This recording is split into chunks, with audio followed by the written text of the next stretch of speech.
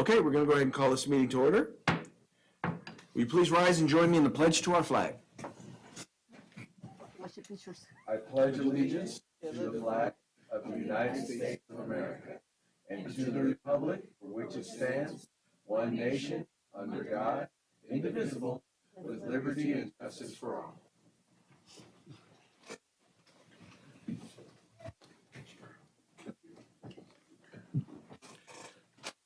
Okay, let the record show that all board members are present and accounted for. And with that, I will entertain a motion to adopt tonight's agenda. So moved. Second. It's been moved and seconded. All those in favor, please say aye. Aye. Opposed? Abstentions? Motion carries unanimously. We'll move on to communications and public comment. This is an opportunity for individuals to address the board on items that are not on the agenda. If you are watching online and would like to submit a comment, you can either do so through Gamut. If you're watching us through Gamut, put it in the comment section there. If you are watching us on YouTube, please go ahead and put it in the live chat section, and Superintendent Reyes will be watching, and he'll read your comment out. Now, we do have one person who is here who is present. By the way, if you are here and present and have a comment, something you'd like to say to the board, either on an item that is on the agenda or during this section, please get a comment card and turn it in to Mr. Fajardo, and he will make sure that it gets over to me for you to comment. And with that, we have Pearlie, is it Een? N-A. I knew I was going to butcher that. I apologize. So my daughter attends New Hope Charter. It's her first year there. When we moved her here, she struggled academically. She slowly started getting her grades up, but then she started having issues with a couple of students with social media, and then a couple of teachers. One teacher is an IEP supporter teacher, which my daughter does not have an IEP. The other teacher filled in for Ms. Wu because she was out on leave. They had issues. I just had a meeting with them a couple weeks ago, and I was made aware a whole year later that she had 7 referrals on file, 3 which were not written up from that week. Then they told me then and there that she could not promote. So when I asked why was I not notified about the referrals, the answer that I got was, we get busy, so we forget. I'm also busy. I work, I go to school full time. I do both. I have 3 kids. They're busy, which keeps me busy. But still, as a mother, if my daughter is having behavioral issues, I want to know. Back in January, I requested a report for a transfer for her for high school when she goes next year. On that report, it only showed that she had 1 referral from November, which I knew about the issue. I didn't know she had the referral, but I knew about the issue because the teacher scheduled a meeting with me. After that, she never had an issue in that class. That was back in November. All of these new issues that started, she's had a teacher single her out in class and say that she was failing out loud in front of everybody. She asked to move her seat because she sits in the back of the classroom. She asked to move her seat to the front because she couldn't see. And the teacher replied with, I don't think that's a good idea because you're not going to succeed in this class. Her regular teacher is back. My daughter has an 86% in that class. She's at a B+. She did some makeup work this week, which Ms. Booz said her grade will probably go up to an A by the time grades are due. She's never taken Spanish before. She was automatically put in Spanish 2 this year. She has a C+ in there. She has a couple grades that she has been working on this week to try to get up. I have requested an appeal for her promotion because they said there is an appeal process. It took me 2 emails in 2 weeks, a phone call, and then I had to go up to the school yesterday to get that appointment because she called me while I was on my way to pick her up yesterday from school, and said that everyone got an appeal appointment except for her. So I had to go in the office, and then they tried to lie to me and say that no one got a. Then I had to show them a picture of someone who sent the picture to my daughter and said, "So then why didn't he get one?" So then he walked out of the office, came back 5 minutes later, and said, "Oh, she has an appointment on Thursday at 10:20." I'm a little confused on why I had to email the principal and vice principal there. I also emailed someone here at the district who, if I would have never emailed the person here at the district, he forwarded my email to the school. But when they responded to my email, nowhere in the email did they answer any of my questions that I had asked. When I seen that vice principal yesterday, he opened the gate for me when I went to New Hope. He did not address me. He didn't look at me. He didn't say anything to me. My daughter told me this week that he hasn't even acknowledged her, even when he's talking to other students that are in the same group that she's in. So, as a parent, and I'm gonna say this in the nicest and not rudest way, but I wanted to go up to the school and I wanted to be ghetto, basically is what I wanted to do. But I didn't want to embarrass my daughter because she didn't even want me to go to school yesterday because she knew I was mad. But I kept my composure when I was in there, but I didn't like they lied to me in my face. It took me so long. I had that meeting, the meetings that I requested with these teachers, I requested those meetings. Not one time in March when I had the first meeting with the one teacher, did she mention that she wrote my daughter 3 times. The last meeting I had in the beginning of this month, the referral that she was written up for, it was for rolling her eyes and side-eyeing someone. And then on the referral, it was also, she was written up for accusatory. When I asked, what did she accuse somebody of? I didn't get an answer. When I asked my daughter, what did you do? Did you accuse someone of something? She said, no. The teacher asked me, why was I talking? And I asked her, why are you only asking me, why am I talking when everyone else is talking? So it's a lot of things that go on in that one specific class with these teachers. And I understand what I was told, they're not their permanent teachers, but they're still teachers. So they should be able to figure out what's going on in the classroom. I should have still been notified about all of this behavior issue that she supposedly had. But when I look at the referrals, it's things like excessive talking. One of the referrals she got in trouble for, and I'm not saying that she's not wrong. I will be the first person to tell any of my kids when they're wrong because I don't want them going out in public acting like that. But she threw someone's backpack in the garbage, and when I asked her why did she do it, she said he squirted sanitizer in her eyes. No one from the school called me. Not the teacher, not the office, nobody. She came home and told me. So when I asked them about it, they said, well, they were messing around in the class. So if I wanted to press charges on him for squirting a liquid into her face, would that be okay? I don't understand. If she did it to somebody, it would be a different story. So I just want to know what is going on? Like, why is the protocol not being followed in their handbook? They were supposed to notify me about referrals. They could have sent the referrals home with her. I would immediately went to the school with her and went over everything, but not one time. So now she has a total of 10 referrals. 3 they said weren't written on paper yet. So it's upsetting to me because her last doctor's appointment, her doctor said that she is on the borderline of depression and anxiety. A lot of that has started here with her in New Hope, mainly in that math class. Miss Blue is back. She's never had an issue with her. I've talked to other teachers and she doesn't. I just talked to Miss Bermudez the other day and she said she's never had an issue with my daughter. She's always been respectful to her. She's never had any problems with her. But it's these 2 specific teachers, and when I asked them myself in our meetings, what is it about her that, what's the issue? well, she's always rolling her eyes, or she's always talking, which is understandable. They're kids, but what is the real issue?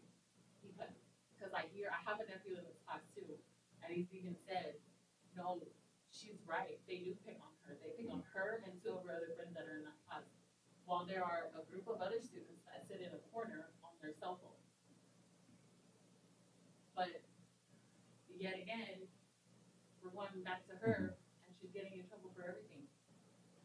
So I'm confused on why she's the one in class getting in trouble, and then you have students doing whatever they want in another corner. The teacher's walking out numerous times of the day, is what I've been told. And then she comes back in, she yells, walks out again. So she's not coming back. Of course, she's going to high school, but I think for future reference, certain things need to be looked at. That's going on there. That should not be going on. Well, you know, I will tell you first, thank you for coming and sharing with us, because you know, obviously, if there are things going on, as like you discussed, obviously, you know, we want to look into it. Because it's not an item that's not on the agenda, we can't necessarily discuss it, but know, number one, that you are heard, and number two, that there will be some follow up, and we will look. This will be looked into. So once again, thank you, and we very much appreciate you coming forth, and we will work to make things right. Thank you. Do we have the student's name written down on the card? We have the information. Yeah. Thank you. All right. Were there any items from either Gamut or YouTube? Okay. All right. And with that, we will move on to reports, and we will start with the Robla Education Foundation. And if you can all hear me, I'll do it from back here. Is that okay with you? Well, the only challenge is, well, yeah. He'll bring you the microphone so that the folks online can hear you.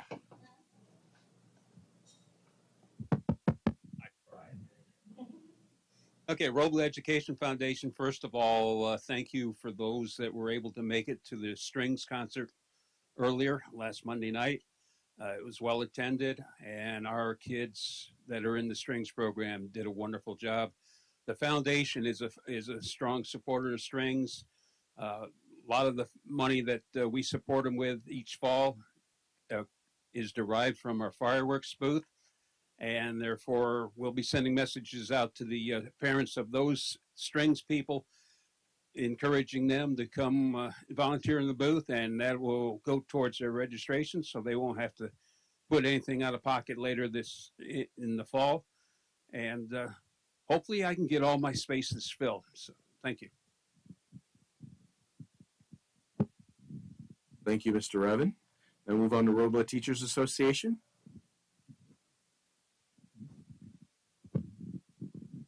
Classified School Employees Association. The Superintendent's Report. Thank you. Good evening. I'm going to cede my time to Mr. Castillo, who was going to provide us with an update regarding the governor's May revision with the state budget. So, Mr. Castillo, thank you. Good evening, President De Luz, board members, and Superintendent Reyes. This is a summary of about 5 minutes presentation. We listened about 6 hours, so it's we summarize 6 hours in 5 minutes. So how did the state is gonna do that budget when they have a 31 million deficit? You know, that's the big question. So they proposal is they put this in category as an investment protection, so what they have invested in the past. So that's what it is, and also is like if the economy continues to go downturn, be prepared for it, right? So this is how they revise, and that will include possible referrals or going into the reserve account. So this is I think it's a nice budget. In California, the 3 major sources of economy are personal income tax, or we call it the 3 legs too, personal income tax, sales tax, and corporation tax. All are going down significant. Okay, and one is the personal income tax, but they talk a lot about like 1% of the population provides 50% of the revenue in California. So when the stocks and the market down, that is significant down in California. So this is where we are. That's why we are where we are. So compared to that, when we were here January and May, all of those three items, what we call the K-12 spending, for in the May revise, they're all down. So there's one new item in the budget. It's called LCFF equity multiplier. That applies for the schools.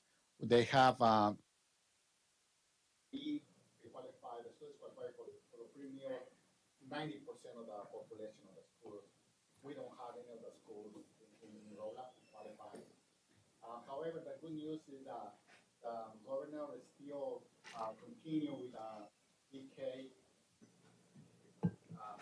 expenses. I can just louder. Okay. So this is five for an additional about 5 billion additional funding from this year to the following year in this category. So the main revision in this year, you remember when we were from this budget, we include two major we call it block grants: the arts and music and instructional materials, and the learning recovery. So what the state is doing is taking this money, portion of this money that they already allocated to us, that they already told us we will receive it, using it for next year's budget. So that's the big item. So that's for the arts and music, we will discuss what it means for us, and also the learning recovery block grant. So this is the last thing this happened was in like a 2017-18 when they swept a lot of categorical funds. So we will discuss in the next couple of slides. So so the COLA is for next year is our funded COLA. They're funding the whole COLA 8.22%. So the good news also too is for the in previous years, sometimes the categorical programs, we did not receive the COLA.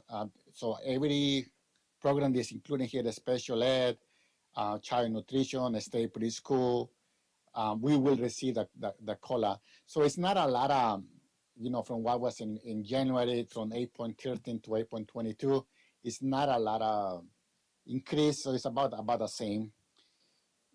So transitional kindergartner, our district has spent a lot of time. Even today, we spent about 2 hours in discussing transitional kindergarten.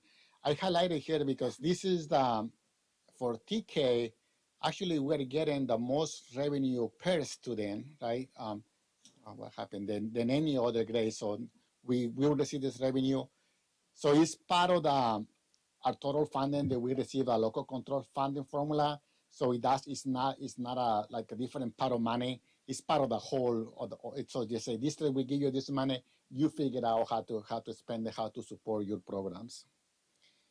So the TK requires a ratio of 20 students for 2 teachers, so it's expensive to run this program. But so there's a lot of numbers in here. We use that to every number that we use here, we use that for our budget.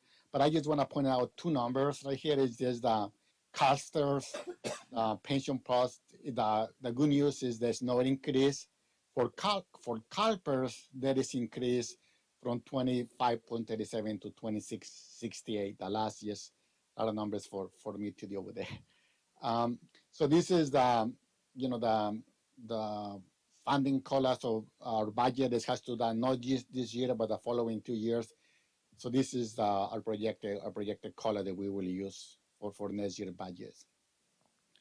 So I spent previously the arts, music, and instructional materials block grant. The state is sweeping about 50%. And for Robla, this is my calculated number right here, is about over $500,000 that we have not received yet, we don't expect to receive. So we have about 1 month left in the school year, and we're getting this news. And the other one is the Learning Recovery Emergency Block Grant.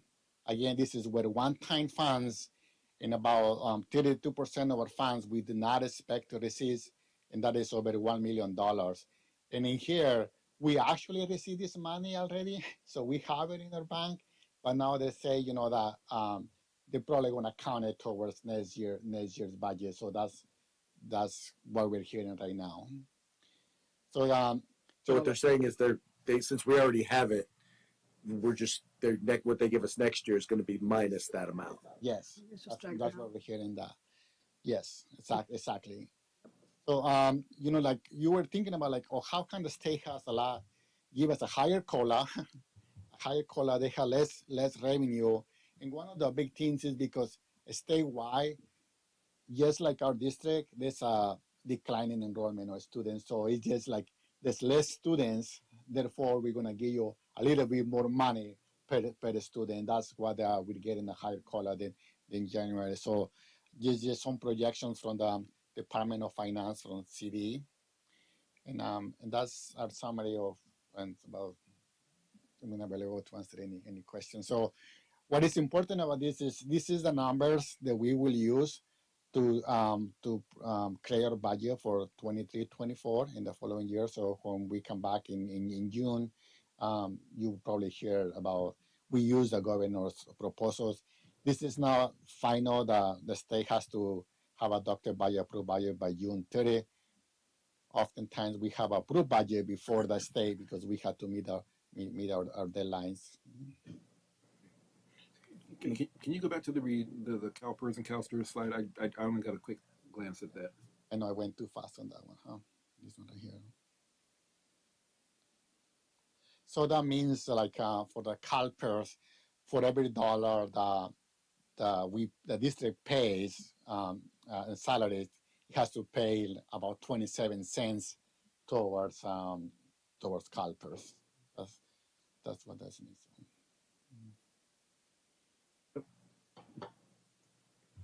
Did I hear you say that? So was it the equity multiplier? You had to be.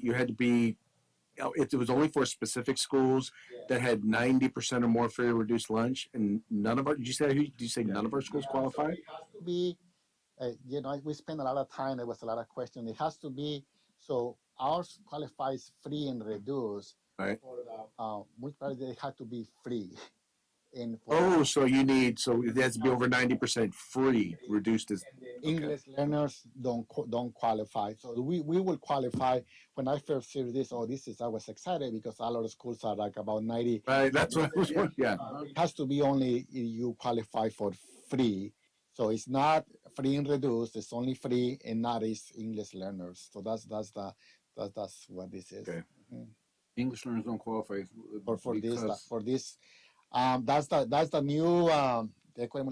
new that's how it's written the bill. So that's so. The way in which it wrote is they're trying to target specifically African American students without mentioning, because of Prop 209 you can't specifically target based on race. That's exactly right, and it's very controversial because of the people who put this bill. They say this is not what we wanted. We wanted to focus on African Americans. You're not accomplishing this, but that's how it's the governor's proposal is. That's how it did that. Mm-hmm. Yeah, so that's something new this year. Mm-hmm. You should have any questions? Any additional questions? Comments? Poor black kids, not all black kids. I'm sorry? I said only poor black kids, not all black kids. Yeah, pretty much.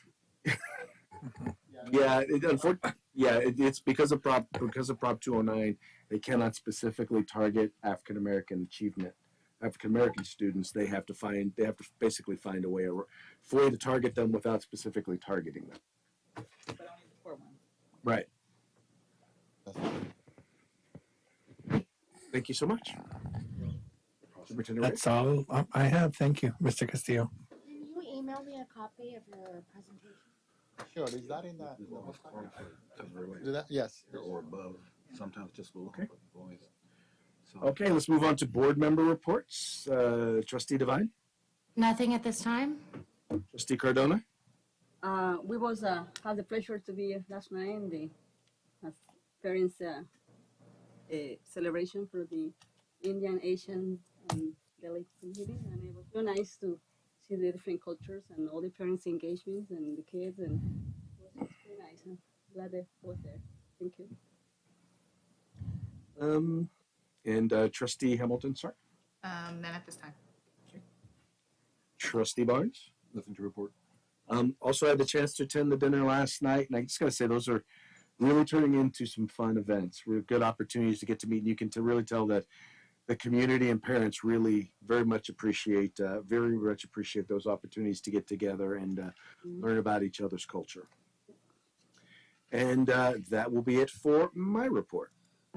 Now we'll move on to recognitions, and we have a resolution number 895, and this is in recognition of Mental Health Awareness Month. I'll begin the reading. It says, whereas the month of May has been designated as National Mental Health Awareness Month in the United States since 1949 by the Mental Health America organization, and Whereas mental health is essential to everyone's overall health and well-being, and children, youth, and adults can recover from mental illness and lead full and productive lives in the community, and Whereas a focus on prevention and early intervention efforts could greatly reduce the number of children experiencing serious mental health conditions, and Whereas the Robla School District recognized parents and family members have made invaluable contribution through their commitments, care, and advocacy for treatments of individuals with mental health concerns, and Whereas the Robla School District reviews its pledge to continually assess and improve the range of educational services provided to meet the varying needs of our students with mental health concerns, and now therefore be it resolved that the Robla School District does hereby proclaim May as Mental Health Awareness Month and recommits our educational community to increase awareness and understanding of mental health, the steps our children, youth, and adults can take to protect their mental health, and the need for appropriate and accessible services for all people, especially children and youth with mental health concerns. And with that, I will entertain a motion to adopt. so second. It's been moved and seconded. Any discussion or debate? Hearing none, we'll move forward to a vote. All those in favor, please say aye. Aye. Opposed? Abstentions? Motion carries unanimously. This resolution is passed and adopted by the governing board of the Robla School District on the 24th day of May, 2023.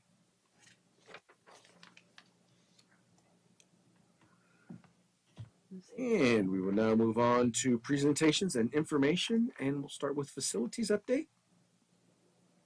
We don't have a facilities update report tonight. Just dagger in my heart, dagger in my heart. Okay, so we'll move on to student physical education update. As Mr. Caff comes up, and thank you, Mr. Caff, for doing this report for us tonight. This is at the request of the board to get an update about where we are in our progress towards getting in all of the required physical education minutes at all of our schools. And Mr. Caff is going to give us that update. Thank you. Thank you very much. So I'm tonight a substitute for Lisa Hall, who directs the PE team. And I appreciate this opportunity to update you. The goal of tonight is to kind of give you kind of a walkthrough, like a tour through each school site, and kind of update you on what the PE team has done to modify schedules, update policy so students get more physical activity minutes. So one thing that in talking to Mr. Reyes and Mrs. Hall, we want to be clear on, these minutes need to occur within the daily schedule, the bell time. They cannot occur before school, and then they cannot occur after school. So I'm going to go through each school site, and if you have any questions, I would love to answer them as of before you get started, just share with the board the number of minutes that are required by state law. So every 10 days, elementary students, first through sixth, not kinder, are required to do 200 minutes. So if you think about it, so in 10 days, every student is doing 20 minutes a day. You're going to see there's some creative ways that the PE teacher and the administrator have teamed up to do those things. So every school site's a little different, but all in all, Robla School Board, I think you'll be very satisfied, and with your support, there's a big improvement, and that's kind of what I want to show you. Okay. So at Bell Avenue School, they have a different situation where they don't have 3 enrichment teachers. They have 2 enrichment teachers. So first through 6th grade, they have 60 minutes with a physical education teacher. And then they have a really cool program before recess where they do 10 minutes of laps and physical activities. So you can imagine those students going out. They use a program called Easy Scan, and there's a barcode.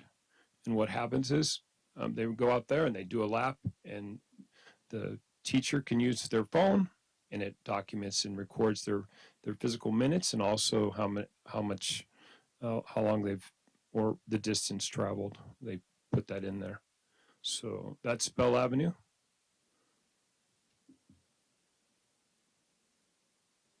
And that's 60 minutes, how often? So 60 minutes once a week. Okay. And then you've got 60 plus 40 is 100 minutes a week, which gets them their 200. Okay. I'm sorry, I might need new batteries to go to. Can you help me check and go to the next slide?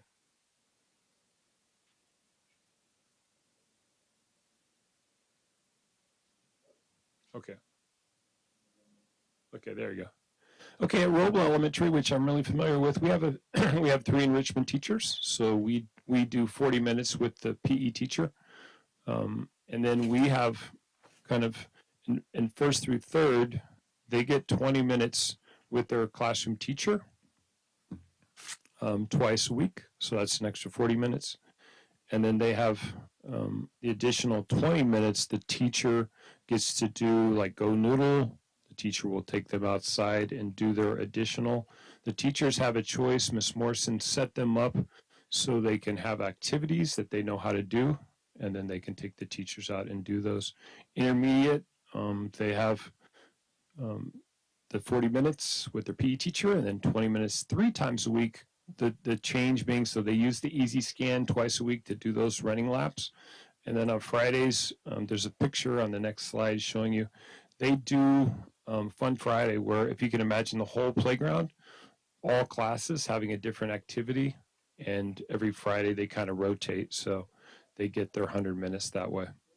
The one thing to notice up there that Ms. Morrison and I wanted the school board to be aware of is we've got a new school last year, and we still don't have a drinking fountain outdoors. So I will compliment Gerardo for like trying to catch a fly with chopsticks, for continuously being on it and trying to get the contractor to come out here. We are waiting right now for an estimate from the plumber, but I do appreciate Mr. Castillo's support. Okay. Do we have any water outside? Right now, we have water in the hallways, and we've created a kind of a shortcut, a fix where we have igloos out there. Thanks to Mr. Langley, we have igloos and paper cups. So that's been our fix. But thank you for that clarification. Okay, next slide. Next slide was a picture of our, okay, great. So at Glenwood, they get all 200 minutes. They do 40 minutes weekly with their PE teacher. And they also do the morning mile with the Easy Scan that tracks the students. They do 60 minutes a week doing laps. So there's their 100 a week and 200 every 10 days. Okay, thank you, Chuck. At Main Avenue School, they have 40 minutes with their PE teacher. And then they have walking during the day. They track with the Easy Scan. And they also do Go Noodle activities and videos like Sammy Circuit in the classroom. I will tell you in my research for this presentation that other districts put that on their school website, the district's website, that they authorize Go Noodle to be done in the classroom. And there are some of those Go Noodles that are very active, like dance and different yogas that you would consider, but some districts consider Go Noodle to fulfill a lot of those minutes. Okay. Okay. And then at Taylor Street, thank you so much. Taylor Street, they have a 40-minute with their PE teacher, and they have 25 minutes, additional minutes outside doing laps. And then they have the additional Sammy Circuit, and they also have WIN groups of PE, which is really cool. They actually have groups that when students get exactly what they need, if you can think of some students that need to be more active during the school day, they actually have that as an intervention, where students that need to get more wiggles out or they need more physical activity, they have that as part of their program. Okay. I would just like to publicly thank Mr. Reyes as a longtime PE supporter. And Mr. President DeLuz, thank you, because we've had discussions about this. And just know that we know that more physical activity minutes, it increases focus, it directly increases performance in writing and academics, and then it also helps with behavior. So we just know that, thank you for your support. That concludes my report. Any questions? Yes. What is Easy Scan? I feel like you guys probably passed that or adopted that before I was on the board. So Easy Scan is just simply an app on either an iPad or a phone, and all it does is it's like a code reader. So every student, some students have lanyards, some students have these little bracelets that have their little barcode on, and they just can run up. The phone scans it, and it keeps track of the student's name and how many laps they've done. So like when I was a teacher, we used it to race California. So like my fellow teacher and I, we just kept track, and it was class competition. So it's just a way to simply track it. So. Okay. Thank you. Okay. I just want to say thank you.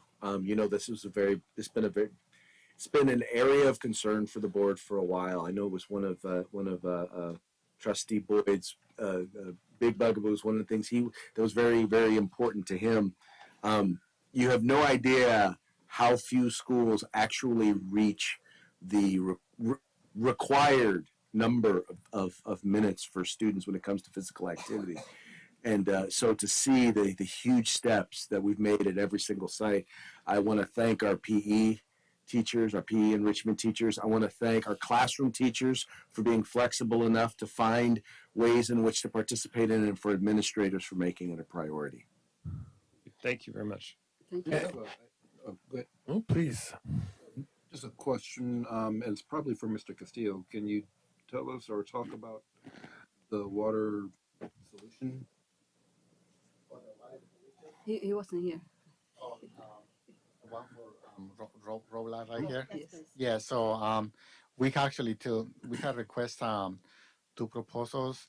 Now today we receive a proposal for Robla Elementary School.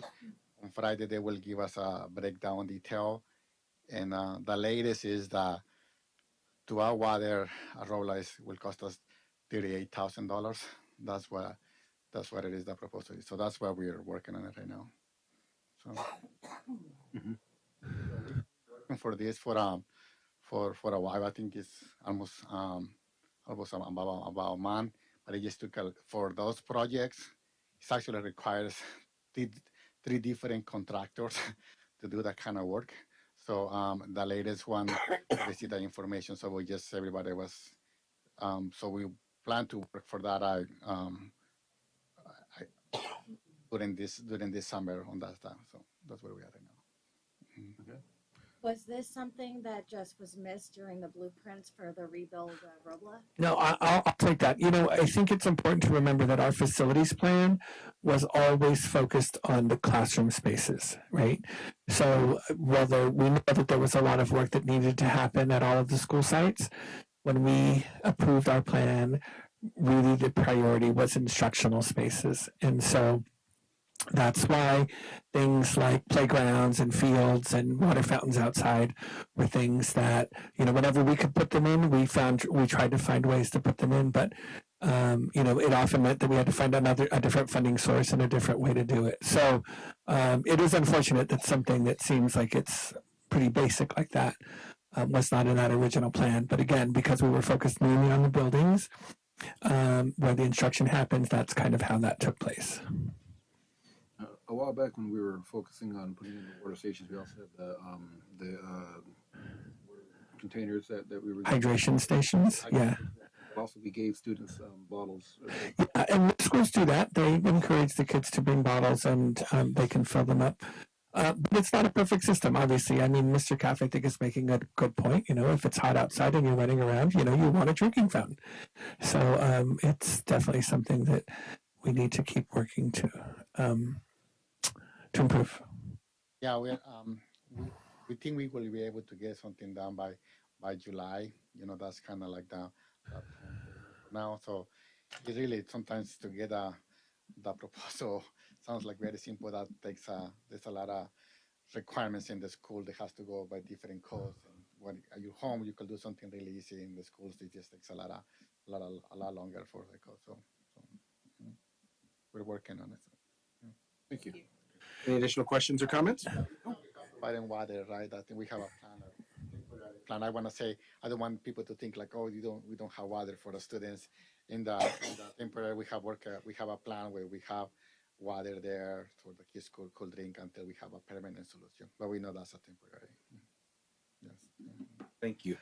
Can I just say one thing as Mr. Castillo sits down? I just want to thank Mr. Caff, who was gracious enough to thank me. But, he and I started the district around the same time. And when we met, he was a PE teacher.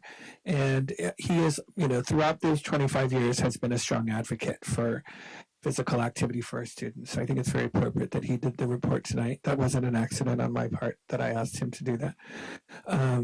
But he deserves a lot of credit. He's an administrator now, but he also advocates for this whenever possible. And I think he and I had a minute to touch base today, and we said, all those years ago, remember how far away we were from having PE minutes, and it's so nice to think that we're not perfect, but definitely we have made a lot of progress. And so I just feel like he deserves some recognition about that as well.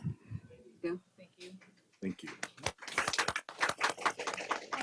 Really quickly, since you will not be with us anymore, but Ramon, would you be able to let us know when this has been fixed? So that way we don't go into next school year and don't have it as a priority before it gets hot again at the end of next year. Okay, thank you. Okay. And with that, we'll move on to presentation number C, Early Learning Update and CSPP Program Self-Evaluation.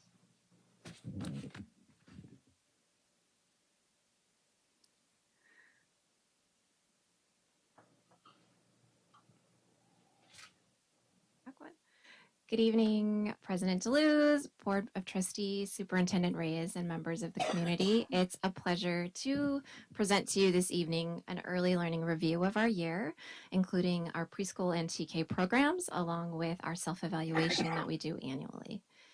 And I thought we'd start with our logo. I feel it's so fitting that our preschool logo of the tree really goes hand in hand with our Robla School District logo as we set those foundations and roots and continue to bloom and grow and set that foundation of early learning.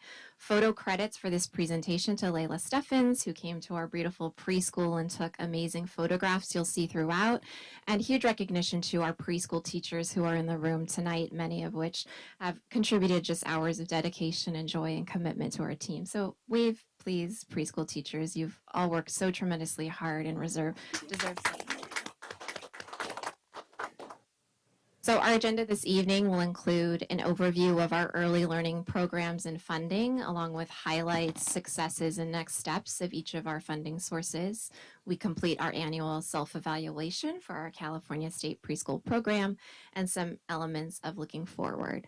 So you can see here from these icons, when we think about the roots of the tree and this foundation of early learning, we have a lot of wonderful layers of funding that help support our early learning programs.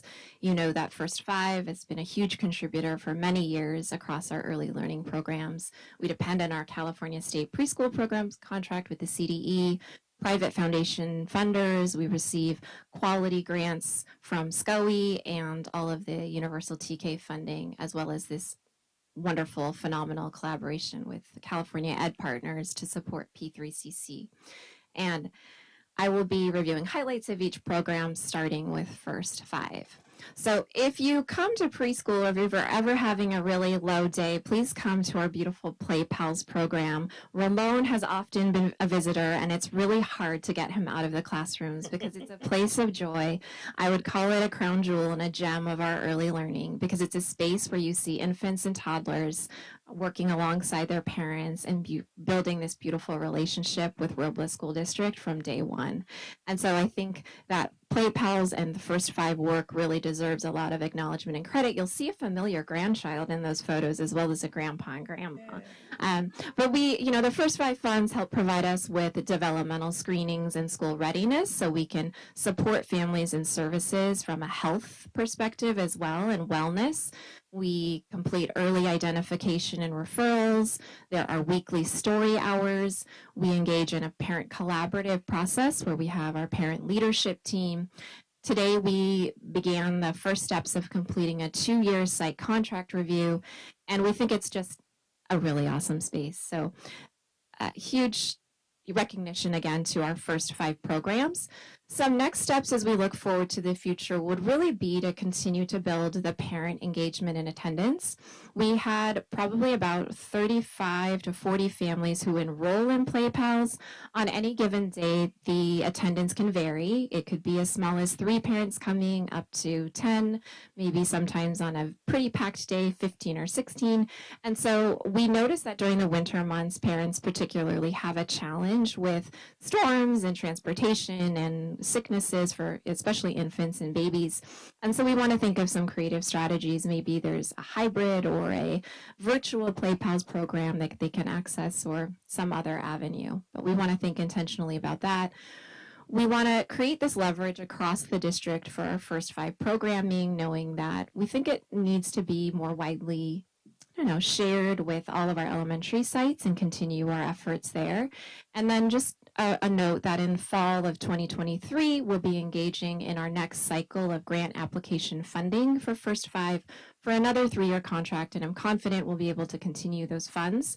And I will note that First Five, in meeting with their director today for a site visit, they will be focusing more so on family, community, partnership, and listening to what families really need in the voices of our community, and continuing the playgroups work. And if I could respectfully ask, just so you don't have to listen to my voice for the next 8 minutes, if a board member would read this wonderful quote from a preschool parent, would anyone be willing to volunteer? I'll volunteer. This program has been amazing for my son. His confidence and willingness to learn has grown so much. He loves school and his teacher. Thank you. Thank you. There's some more, so everyone will get a turn. To move on to the next part of our main funding source, the California State Preschool Program contract, we served over 200 students this school year, 26 of which are full-day, full-year programming. And again, the kudos to our team. We completed a 5-year CDE review that had been postponed due to COVID, and we're successful in meeting all of the quality and program standards as outlined by the CDE. Those things included things like our facilities, our interactions, our high quality teaching, our family eligibility and data files, you name it. And I can confidently say that I feel like we are 100% in compliance with all of the CDE requirements, thanks to the tremendous work of our team. We've been really pleased to return to full in-person programming with the return of our Harvest Festival, and it's just really beautiful to see parents back on campus, and we want to continue to build that even more so.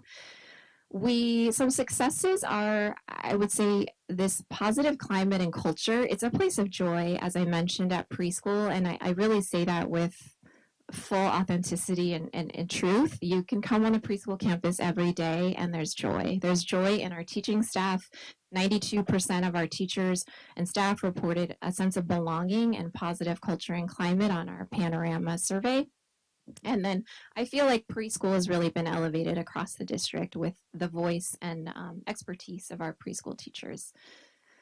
And so then, moving into next steps, we have already submitted our contract for 23-24, which the board approved in February, and we anticipate that the same number of preschool spots will hold true. Although we have universal TK expanding, I don't see at this point in time, based on the trends, that our preschool enrollment is declining at all. In fact, I think we're getting more members of the community interested and aware of the supports that we can lend. There's some coordination with Bell Avenue, being that we share a site and their facilities upgrades and how that can enhance early learning for us all. And then our discussions as leadership team has really focused on helping parents to understand the new options available to them in the world of transitional kindergarten and eligibility first in 2025, all 4-year-olds, and just getting the word out there about our terrific programs across Robla. And would someone else on the board like to help us elevate this quote? Thank you. There are not enough words to explain how grateful I am to have this staff, how they have helped my son, my family, and myself. They have done so much. I have had 6 of my 7 children attend this school because I love it so much. Preschool parent. Thank you. And so to move on to just professional development and learning for our staff, we participate in a program called Raising Quality Together with Sacramento County Office of Education. All of our staff, teachers, and many of our instructional assistants engage in 24 hours of professional learning. It can range in many topics, you name it. We have access to it, really. Some to be teaching pyramid, instructional supports, high quality interactions. We've engaged in a lot of PD this year, and most recently our entire preschool team was able to visit the UC Davis Early Childhood Lab School just last week and part of this week, and we had a chance to see best practices in a new environment and take some of that learning back to our site and think about new ways that we could make improvements and continue to build our school. Some successes we really feel this year that instructional assistants have been involved in many, if not all, of our professional learning. We've maintained our Tier 5 quality rating and continue to engage and get better all the time. And so our next steps are we set goals as a staff based on some of our data and assessments for next year. And one key piece I think that is really important for us to lift up is creating career pathways and ladders for all of our classified staff and all staff to continue to build their education experience and career pathway in early childhood learning.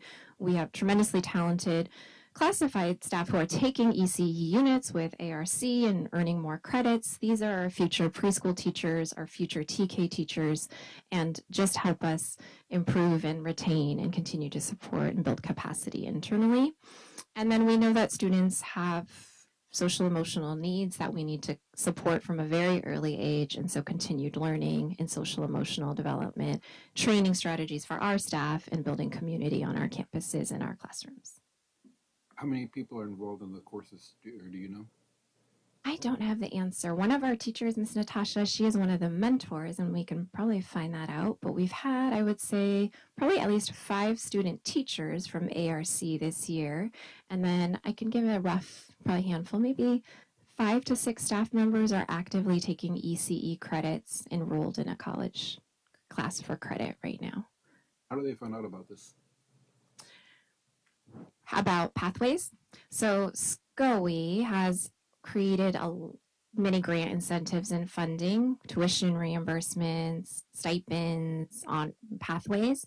So we send out the information for them to attend some of the SCOE offerings. However, we also brought ARC Marie Jones to our campus, and she did a lunch and learn, and we tried to bring the campus representatives to the preschool to identify some of the barriers. We know it's hard with childcare or financial or understanding the process. And so Miss Jones really helped us demystify, like, you can do this, you can do it together, and you can do it in a cohort. And so I think actively pursuing that is also a beneficial plan for our classified staff. So disseminating and bringing to is one way. Are you going to continue to bring them to the district to demystify? I think we can certainly continue to do so. Ms. Jones is on campus regularly to check in with the student teachers, and I think we should deepen that partnership and relationship to make the classes really accessible. So yes, absolutely continue. All right, I have another quote. Would a board member like to lift this one up for us? Sure. As for me, I love coming to work. All of the administrative staff are supportive and go above and beyond for me to be successful. Thank you so much. That's from a preschool teacher. Thank you. And so I'll move on to the McClatchy Foundation. This grant has really supported, so we're in the fourth year of 5 total years. There was an initial 3-year grant. Now we're in year 4 of a supplemental funding, and then finally year 5 will end our partnership with McClatchy, as they will be sunsetting as a foundation, not for any other reason than mostly they're needing to step back. They have funded our preschool family engagement library and reading room, and I would highly encourage board members and community members to please come to room 22. It's a beautiful preschool library there, and families have been able to come at pickup and drop off. Miss Lisa hosts story times there. We host parent collaborative there, and McClatchy helped fund some of the pieces that helped us make that a reality. McClatchy also helped us fund GLAD training for all of our TK teachers this year, and they support our academic parent-teacher teams. We call that APTT. It's really a parent night where our preschool teachers partner hand in hand with families to walk them through a skill or strategy that is useful for preschoolers to learn. And they do a take-home game and activity, and kids walk away with a book, and parents walk away armed with more information and data and knowledge to take home. We want to continue to support all of these family engagement efforts, knowing that our funding will come to a close within the year. And we also supported TK and kindergarten visits, which took place in early May. And here's some data from APTT. You can see that 100% of families strongly agreed that the sessions that they engaged in met their child's learning at home or helped support the learning at home. We can see that 85% of families strongly agreed that they felt more connection with their teacher. So we're building, again, these bridges. And then finally, APTT helped prepare their child for school readiness. I think this is the last quote. But if we have one more person who might like to read a quote for us. Sure, I'll do it. I think today's topic is really important, and thank you for making it an important lesson to teach them. I think it's important as well for the kids to understand their friends' feelings. I appreciate the way of teaching different skills to my child, preschool parent. Thank you. So as I said, just continuing the sustainability of this work and family engagement efforts and using it in partnership with other funding sources. And then moving into Universal TK, Gerardo has touched on this. We have implemented 4 TK classrooms this year, one of which was DLI. Our ratio this year was 1:24, so there was one instructional assistant in each classroom working with the teacher, and approximately 62 students enrolled at Bell in Maine. And thanks to our early learning PLST, Shannon Cannon, additional coaching and support was provided to our TK teachers to meet in collaboration. And TK teachers did begin to use what we call the Desired Results Developmental Profile, an assessment tool that we use also in preschool that covers 0 to 60 months. And that afforded some collaboration with our preschool team in looking at a shared assessment. As we look forward to the future with TK, we want to continue to implement the TK timeline as outlined by the state. And then really a celebration is that at Cabinet, we've been able to engage in leadership study sessions that bring all of our district leaders together in coordination, collaboration, and a vision for TK, and discussing logistics for curriculum, staffing, assessment. But really it's creating the shared ownership of all of our children from the ground up. And then I'll just touch on P3CC. A huge shout out to Mario Penman and the incredible leadership he's provided with P3CC. Thanks to this work, we just completed our last convening last week where we were able to celebrate a lot of our progress. And we have a math vision in our district that focuses on strategies and high leverage pedagogical practices. Instructional assistants were trained through professional learning days, as well as all of our staff. And the professional learning days throughout the year focused on counting collections and this common assessment learning from children across the district. And so this work has continued for the past 3 years and is wrapping up. However, I will say that based on the team discussions, it was really evident that this work will sustain and that it's created systems change and coherence and collaboration across our district because it's happened across all levels in multiple spaces and everyone's bought into this work. All of the administrators have walked through each one another's sites and seen counting collections in action, and all of the PLC times have focused on looking at the data and really continuing these improvement efforts. And I really am only just presenting this. The credit really goes to the P3CC team and Mario's leadership. I was just a part of the team. So we look forward to continuing this. And I think the wonderful thing about the P3CC learning is that this model can be replicated throughout the district and, use it with literacy or other strategies or in other content areas that we feel we've learned a new improvement model that is helping us sustain efforts. Oh, there's one more quote. Would a board member please like to? The collaboration with colleagues is very valuable, and I like that we are included in the district-wide professional development days and not just left to our own team, to do our own things, preschool staff member. Thank you. And the final part of this presentation I'll go through rather quickly. Every year we engage in a CSPP data review and self-evaluation, and we look at 3 main components. Component number 1 is the results of the DRDP. That was that assessment I was mentioning before that TK is also using. We look at family surveys, and we look at something called the environmental rating scales. And that gets really complicated, but it helps us assess our learning environment. And so you'll see here some snapshots of our DRDP data. The bottom bar in each of the graphs is fall, and the little black line shows where our cohort was in fall. And those lines across the top indicate, like orange is going to be, I was going to get it wrong, responding. So kids are just beginning to use this skill. In the green, it's exploring.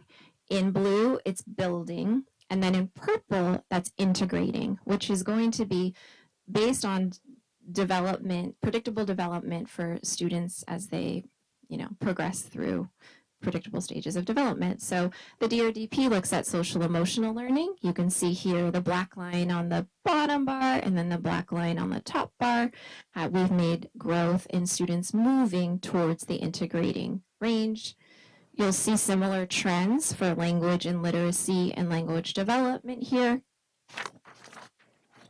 In math, having just spoken about P3CC and the alignment across the district, that includes preschool, you'll see the data here for math.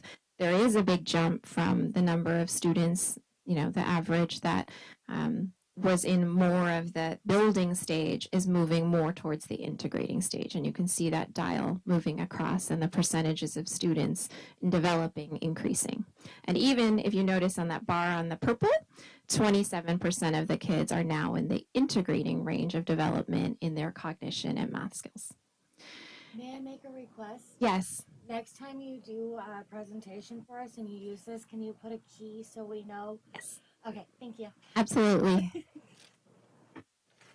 And then finally, there are 2 more domains here, physical development, which can include gross motor, fine motor, and then health. And you'll see, again, some gains there. The second part of the survey is about parent feedback. We're really pleased to see the numbers that you see on the screen. 0 parents were not satisfied, and every parent was either satisfied or very satisfied. And then I won't go too much into what we call ECHRS or the environmental rating scale, but what you can see are that there are various domains.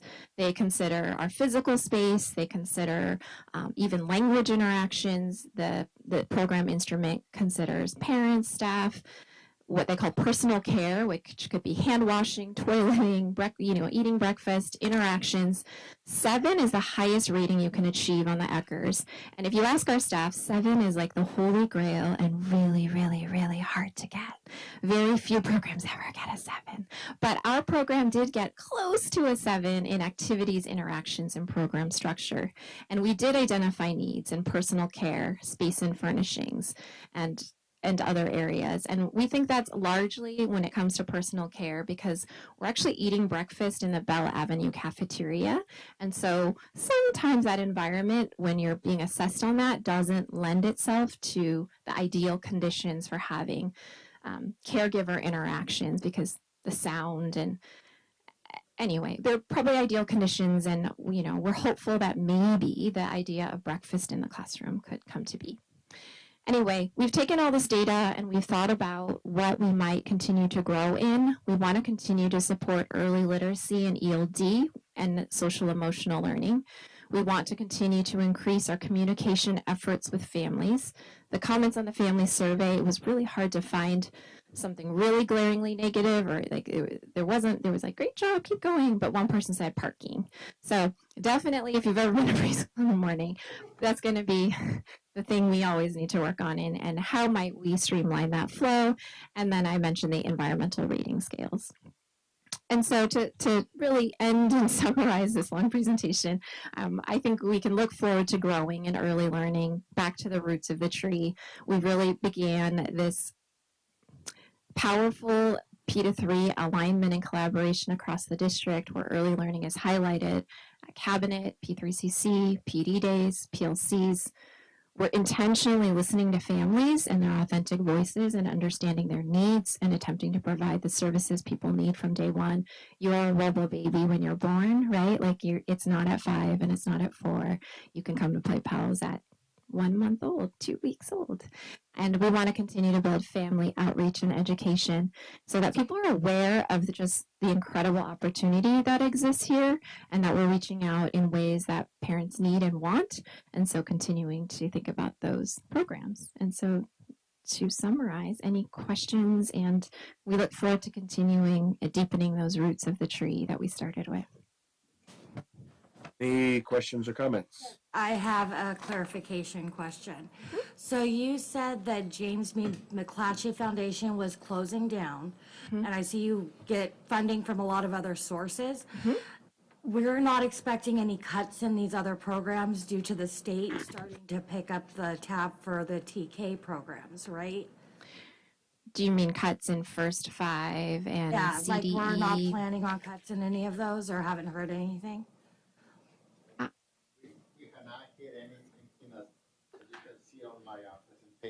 Actually, child development is receiving the COLA, so that's actually good news. So that's what we know as of now. Okay, I just wasn't I just wanted to clarify we weren't getting money for the TK program, but like the 2 and 3 year olds were going to lose access or something. So I just wanted to make sure we're still going to. And the JBK McClatchy Foundation, it was kind of like a supplemental program to buy other things in addition to what it's not like we were needing that to run our program, like to cover salaries for teachers and stuff like that. So that's what we know about as of right now. As of right now. When you approve the continuation funding for next year, we have not received the approval letter from CDE yet. We usually receive it like in June before the start of the fiscal year. And sometimes they wait until July, but nobody has mentioned anything about reduction. Okay, perfect. Yeah, I just want to double check because I know you guys have to apply for grants and everything. Yeah. So, thank you. You're welcome. Any additional questions or comments? I have a comment. I would thank you, Ms. Maku, for your presentation. And I guess I just wanted to point out to the board that rather sadly, that was both Ms. Marcoux' first presentation to the board and her last presentation to the board, as she will be leaving us at the end of this school year. And of course, we wish her well, and we are so grateful for the impact that she has made in the single year that she has been here. It's incredible to think about how she has really impacted the culture of the even though, as she said, it's already been a fabulous place. I think she came in, and what I said to her the other day is I really felt like she just really was a spark that really, even though great people were there, the atmosphere was good. She really came in, and her spark really helped people to flourish under her leadership. So we're not saying goodbye because she still has some time on her contract with us. But thank you for all that you've done for us and the time that you've been with us. Okay, we're going to move on to presentations. Item D, SIP 2023-24 SIPSA updates.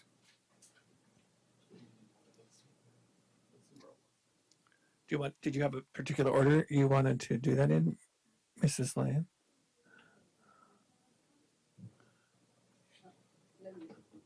So we'll start with Glenwood Elementary.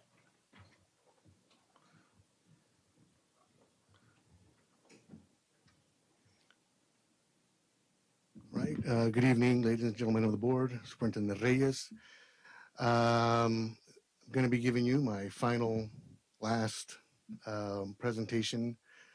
It was a little emotionally hard to write something for next year and, still keep in mind, what may happen next year or may not. But I do want to say just, I'm really glad that I came here to Robla and that I learned so much and grew a lot. So thank you. Am I stalling for the presentation?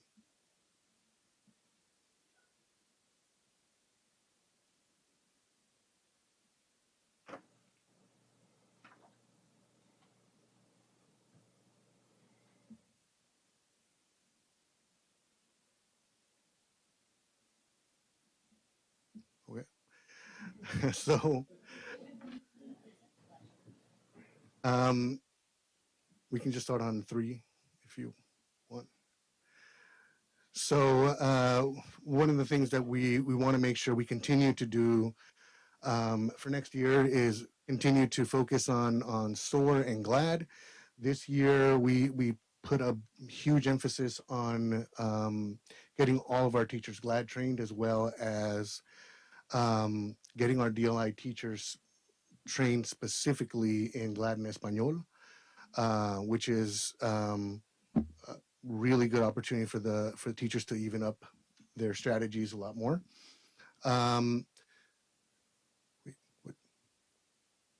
Okay, I think it's up now. There we go.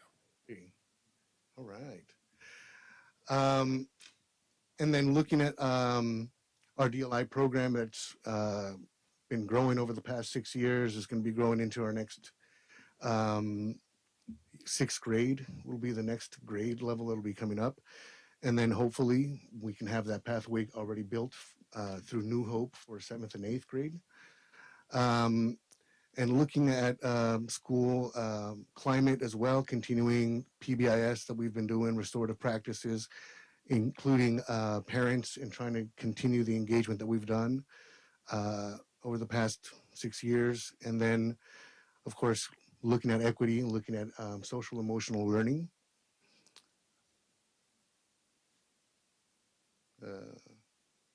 Next. So one of the things that I've been looking at is the beginning of the year and mid-second trimester from last year and this year. And it looks like we've been doing a pretty steady growth. I believe that color is green. The one at the very end is the most recent data that was provided to us from the district. And so it's definitely indication that there's a lot of The star reading data, by the way, has been increasing over the past year, and I think that we're going to be doing some really good stuff when it comes to the CASP test and starting next year as well.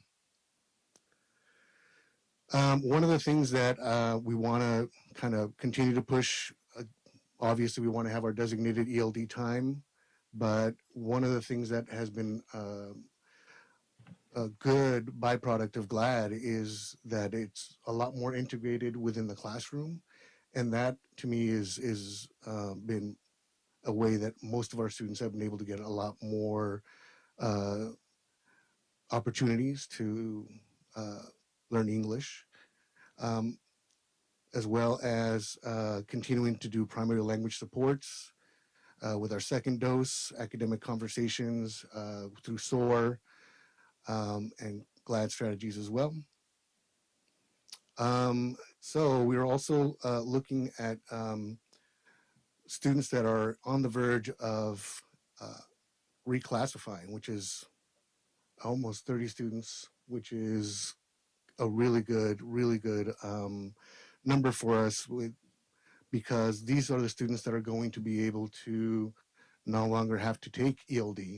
And when they get to middle school and high school, they'll be able to take electives, they'll be able to take A through G. So increasing the number of students that are reclassified is a big deal. And the other good thing is we were able to share that at our last staff meeting, and our teachers are really excited to let those students know, like, hey, all you got to do is this, and you'll be able to no longer have to do ELD. How many years does it usually take to reclassify? I thought it was like 6 or we have third graders that are reclassified. That's amazing. Oh, thank you. So again, going back to making sure that we have a plan in place that our new principal can also work within. Looking at the expansion of SOAR strategies on a daily implementation again of GLAD, developing an instructional leadership team to help with PLC development, as well as more professional development for DLI. Counting collections has been an amazing experience. Going into those classrooms and taking a look at what those students are doing has been awesome. And then also looking at DLI Jumpstart for next year, starting in the week before school starts in August. Our attendance is also an area that is going to need a lot more work. We want to get to 98. And as of now, we're teetering on 92. Luckily, we've been able to have a lot of data from district office has been able to give us some really good numbers. So looking at continuing doing phone calls, weekly, monthly prizes for students who have good attendance, recognitions, we want to promote as much as we can. And then we want to continue to do restorative practices, PBIS. I would recommend we do Saturday school for attendance recovery for next year. And then again, these are the things that we've been doing this year, which I recommend we continue to do next year with MTSS, equity-centered pedagogies, SEL for all, including staff members, bullying prevention strategies, lunch bunch groups, which we've done as well, where our counselor brings in students and kind of helps with social groups, zones of regulation, PBIS rewards app that we've been having for the past 6 years. We were looking at our panorama school climate data, and there was some indications there that our parents feel very connected to our school, and our students feel really connected to our school as well. There are some areas that we need to continue to do and push more, like DLI parent nights, continuing to do coffee with the principal, as well as looking into more opportunities for ethnically cultural connections to some of our celebrations. And then so for as far as the dual language immersion program itself, next year we'll have a 6th grade class. We're also going to have to find ourselves in a position to get two combo classes, a 4-5 and a 5-6, which is going to be interesting and difficult.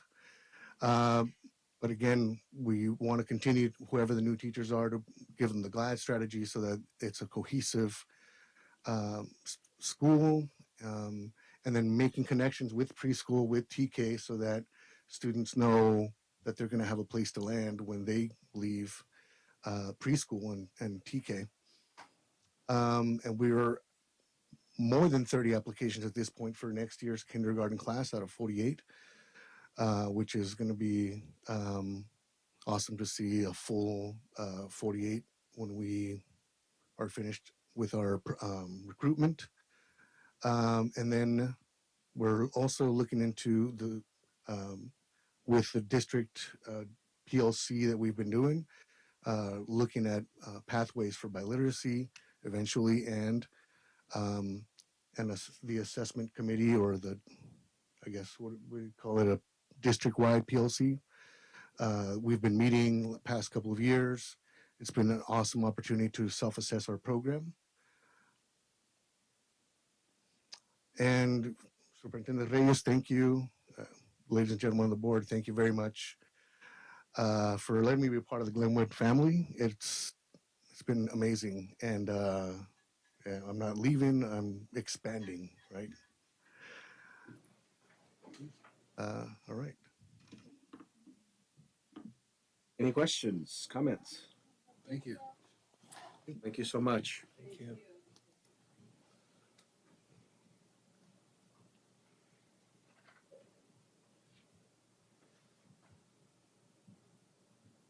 Okay, I am not Sarah Newhouse, but I'm going to present for Sarah Newhouse tonight.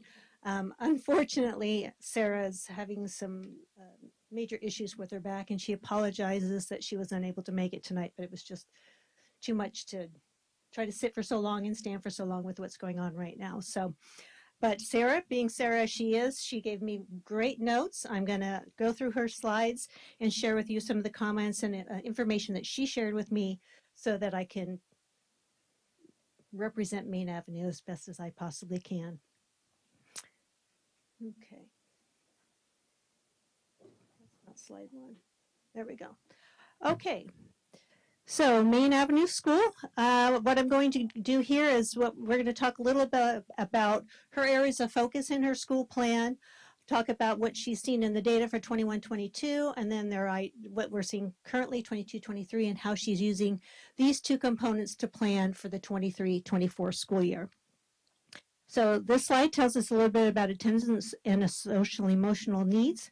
These are some of the challenges that we faced last year that greatly impacted our attendance rates. This year we have other challenges, re-educating parents about when to keep their children home now that COVID protocols are over.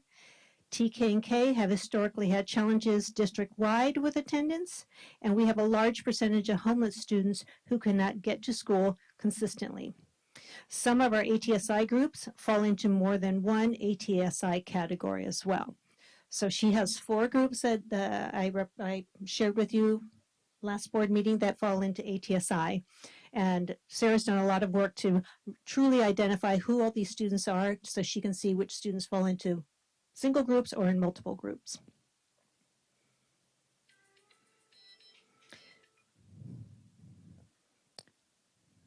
So this data here, the green shows our dashboard numbers that include the classes from Bell and Robla, because as you remember, our dashboard is showing 21-22, and in the 21-22 school year, Main Avenue housed both Robla and Bell Avenue students as well as their own.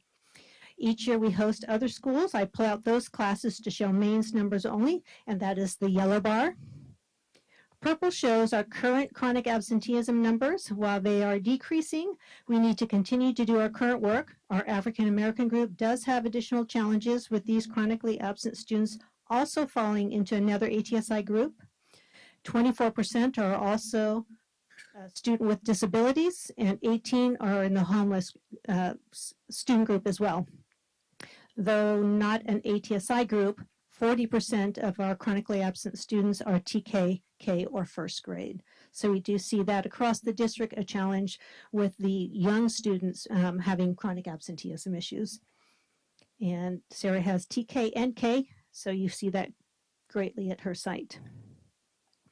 Slide 4 is our suspension data. Our rates did increase upon returning to in-person learning last year. Our goal is to cut these numbers in half, as noted in the purple, or in their entirety. If I'm going through them too quick, you have them too, so okay, thank you. School climate and student engagement. These are the strategies we are using to address attendance and school climate. We focused on students who fell into the three areas for SART and SARB. They were chronically absent, had an IEP or received intervention services, and had siblings. We can work with the family of siblings and address multiple students at one meeting. So these were the three groups that they really focused on for their SART and SARB processes. We had attendance incentives with weekly trophies for classes with the highest attendance rate, specific students on attendance school calendars working towards a big prize, and this has been a very motivating incentive for students. We make sure to recognize those who have excellent attendance as well. And our CSCs and social worker have done many home visits, and we've sent home infographics to families with important information about attendance. We continue to work with zones of regulation and second step curriculum. Two areas to note are the SCOE, South Manatee County Office of Education mental health clinicians, added to our site this year. Also, we have school-wide buddies where we pair each intermediate class buddy with a primary class. They sit together at character trait assemblies and do activities together each month. This has helped with overall school community and peer modeling.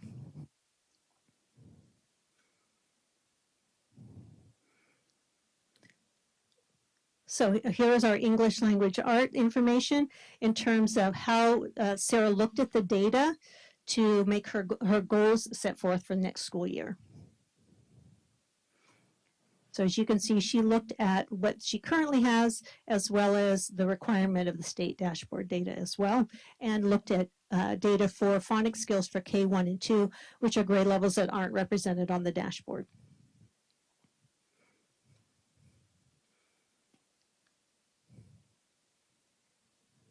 These are two graph examples showing last year's CASP in green and our goals for this year in purple.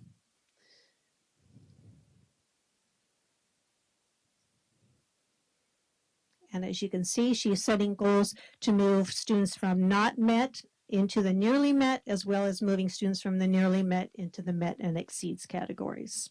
So working from the bottom up, pushing kids into that higher level of expectation and promise. And the way that they're doing that at Main Avenue School is we have horizontal and vertical articulation with the PLCs and staff meetings on targeted standards. Students that have been identified for ATSI, which is our homeless, African American, white, and students with disability groups who are chronically absent. They're focusing their efforts on that to ensure that they're coming into school so that they're getting the instruction. They have support from their professional learning support teacher. And then they're currently working with the County Office of Education on an MOU for K through 6 writing, and this is year 2 of that MOU, which they are also looking for to work with SCOE again into next year as well. So the work that they're doing with SCOE is a curriculum specialist from the county meets with each grade level team for half a day, 4 times, and they did that 4 times this year. They have rubrics and writing samples, scoring, and next instruction are kind of the focuses of those meetings. And the impacts: writing, reading comprehension, English learner progress, math, word problem comprehension, and performance task work. This next slide shows an example of some of the artifacts of that work that's being done with the County Office of Education.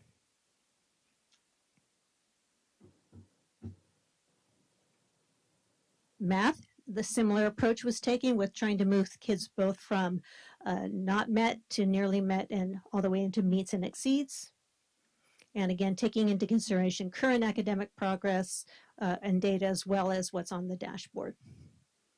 So again, similar strategy here And here's some data from math for 4th grade and 5th grade in terms of their goal setting. And it's important to note what Sarah's done in terms of her goal setting is because, we're currently looking at the 21-22 dashboard.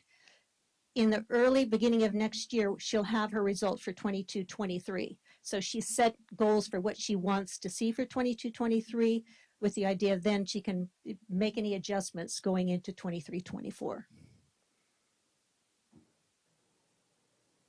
And the strategies used, horizontal and vertical articulation again, fact fluency, number sense, and word problems our focus is. They're increasing their tier 2 supports with intervention teachers and counting collections in the work of the P3CC that you've heard us talked about earlier. She's moved that into the upper grades, participating in those types of activities as well. For English learners, the LP is the dashboard indicator, and again she's uses some color coding to show us the difference between 21-22, 22-23. And her goal here is to address the number of students that have either digressed on the LPAC assessment or have maintained at the same level. So we're trying to get students to move a level. And if you'll remember back in my report, there's actually 6 levels that they can move because there's 1 to low 2, 2 to high 2, high 2 to low 3, up to 4, okay? Strategies to approach this is ELD warrants a deeper dive into the LPAC data and targeted discussions time during our staff meetings and in their PLCs throughout the year. So again, just looking a little deeper into what we're seeing in that LPAC data, for example, by the domains. Horizontal and vertical articulation with the ELD standards and the support of the ELD specialist working with students who are at the emerging level or level 1. And in that MOU that they are planning for the next school year, in regards to working with SCOE and writing, there's a component in that is focusing on the writing skills as seen on the LPAC data, not just on CASP data.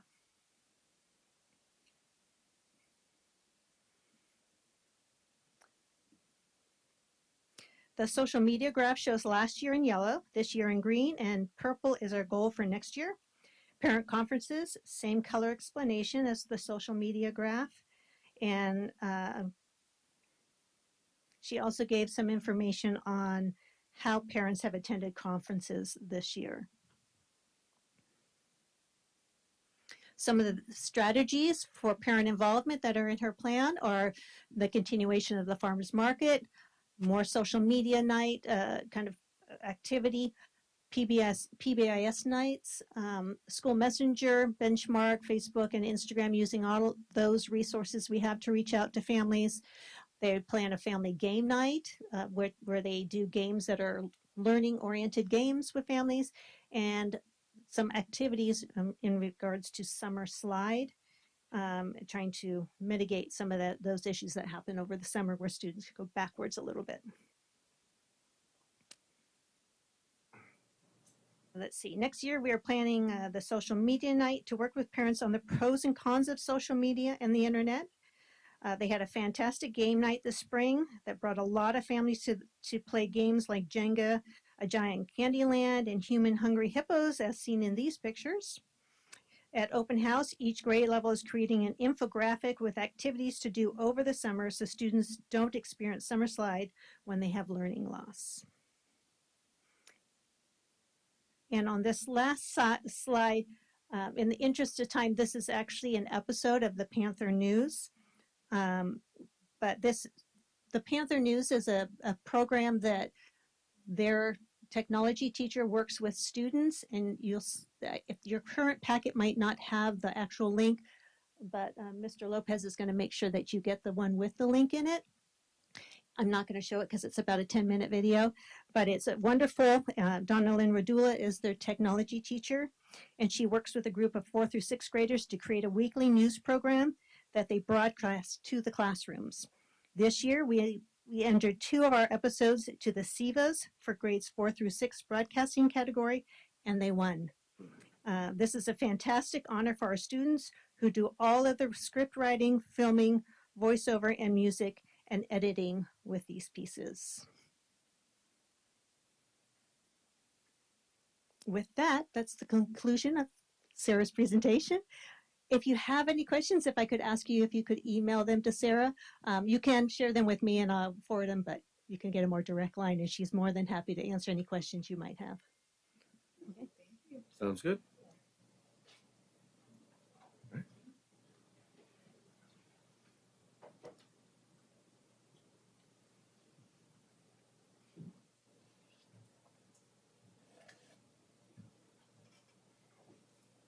Hello again. I appreciate this opportunity to share with you kind of our where we are at. And I just want to say, in honor of Dennis Boyd, I'm going to try to make you feel slightly uncomfortable. If you can imagine Dennis walking on campus with that smile and wanting to authentically talk about what's happening at school, I think that's what I'm going to try to do. And I'm hopefully going to make one of us, including me, uncomfortable as I share some of this data. Okay? So, and it's going to be okay because with Dennis, things just got better. So we looked at the district vision already tonight. I want to tell you that last year, our staff, we had masks, the students had masks, we had COVID clinics, we had COVID testing, we tested some of the people that are in here tonight. So just know that this picture does kind of tell a story, but I want to tell you the story it doesn't really tell is last year our staff covered over 60 days without a substitute. And we had 2 staff members that were not highly qualified teachers. And that's affecting our data for the next couple of years because those teachers taught in grades 3 through 6. And so going forward, that is something that Robla is going to be striving to get over. We had countless students absences, but I know I have a lot of the staff out there tonight, and what you can be sure, and if you visited, you know our staff, they did amazing supporting each other. We had our EL teacher almost once a week cover classes, Miss Freer. Mrs. Freer was amazing last year in supporting us all by covering when we didn't have teachers. So if you look at our California dashboard, my wife's a speech therapist. She used to be here in the district.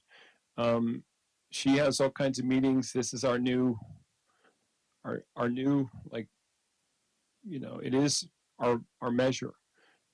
Chronic absenteeism, as Cindy just shared, we have very high absenteeism in 2 groups, special ed and African American.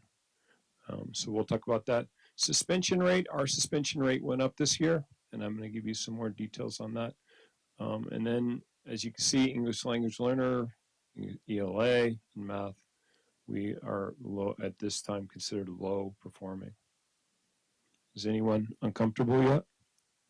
No? Okay. So as we go forward, I will say thank you to our Robla families. And thank you to Mr. Kasparis, because we had the most families. We also had the most students give us feedback, and we're not afraid of that. We want to authentically let you know that there's a lot of really good work to be done. So here's our student data. The one thing I want you to look carefully at is the bottom number, 46%.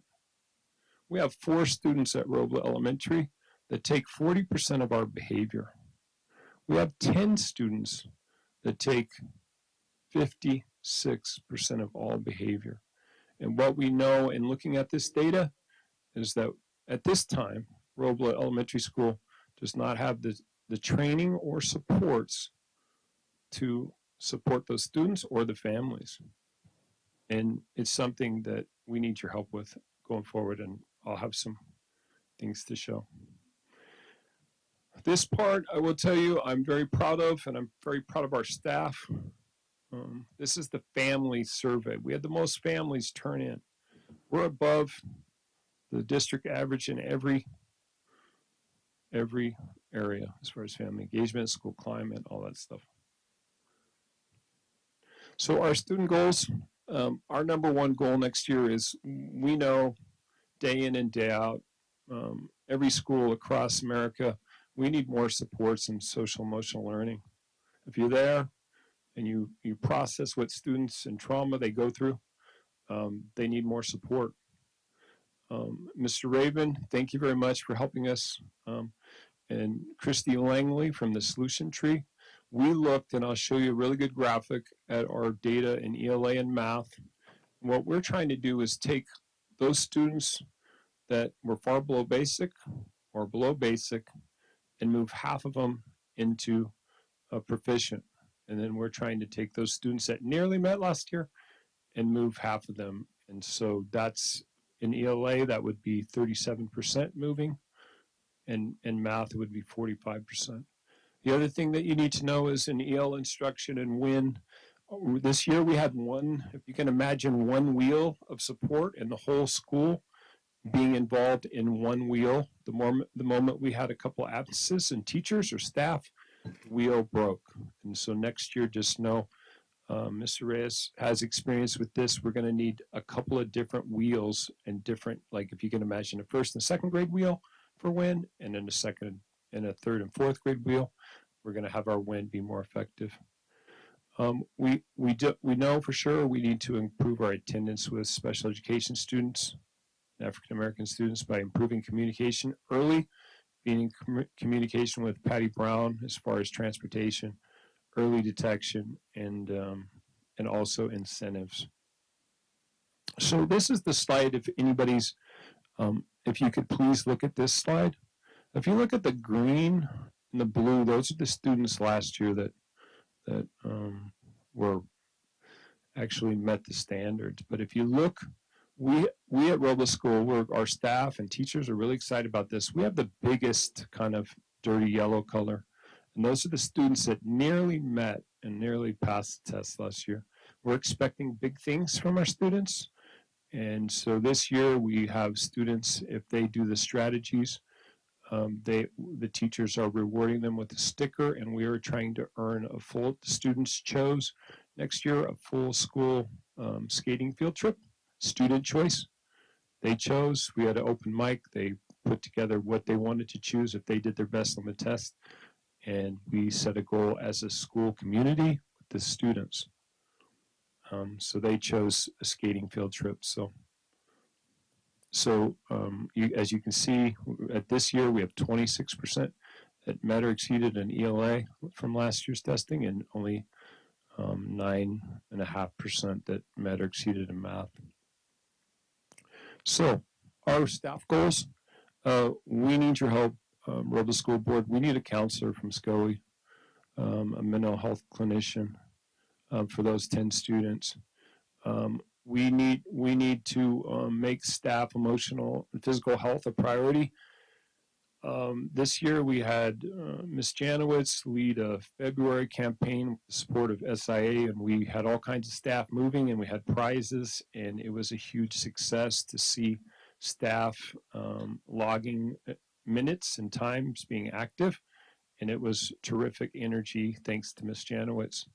Our other goal is to have all teachers trained in GLAD. Right now, we're at about 80%. We have five teachers that need GLAD training.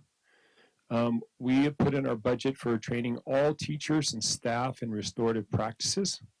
Do you guys know what that is, restorative practices? Yeah. So it is like a class meeting, but it's also a way for all staff on campus to process any conflict. And so that's a big thing going forward. We have second step and also zones of regulation that with this year we altered. We had one week, one the next week. And that's kind of reading a manual and kind of thinking that you know what your students need. And we're going to talk about something different for SEL coming up. Okay, so we need a counselor. The one thing that we're hoping to collaborate with, Dr. Hudner wrote a grant for community partners. It's $177,000 for staff wellness and also student wellness and SEL. We want to pilot Sown to Grow. If you can imagine everyone in this room taking a kind of a test, if you were looking at Janine's kind of profile, where are you tonight? Are you sad? Are you feeling great? Are you kind of in the middle? Sown to Grow is like twice a week, the students will get on a Chromebook and they take this quick emotional scale, and then there's a playbook. So at the end of the week, instead of you just flipping the page and doing positive talk in second step, you would actually build a playbook for the lesson specific to your classroom. So if your classroom is having stuff about anger and there's students that are really feeling frustrated, well then it's kind of a barometer for what's happening in class. Those other bullets there are kind of stuff that we continue to do. We mentioned the restorative practices. This year we had a grant from SIA of about $7,000 for Safe School Ambassadors. And those students got trained to be, they were very diverse and they got trained in how to be leaders on school campus. We need to up that next year and have it be impactful, give them more responsibility. One thing that was terrific that the staff generated in the last couple of weeks, we went a wellness area. It's really popular in high schools. But if you can imagine a student really triggered, and you can imagine a student that's experienced trauma at their house, and us on campus having somebody that's trained and a student not being in trouble but going there to calm down, that's in our plan for next year. So our strategies in ELA, we are very excited about going back in time to where, if you can imagine every teacher having a reading book series and you're really fired up about Junie B. Jones, well, you can go and cross grade and get a Junie B. Jones book and get hooked on a book series. So every classroom teacher is going to have a book series, and we're going to get sparked up for joy about literacy. Our win, we talked about our rotations. Mr. Caff had a meeting with Scully about writing collaborations, and they not only listened to me, but they took some data from us.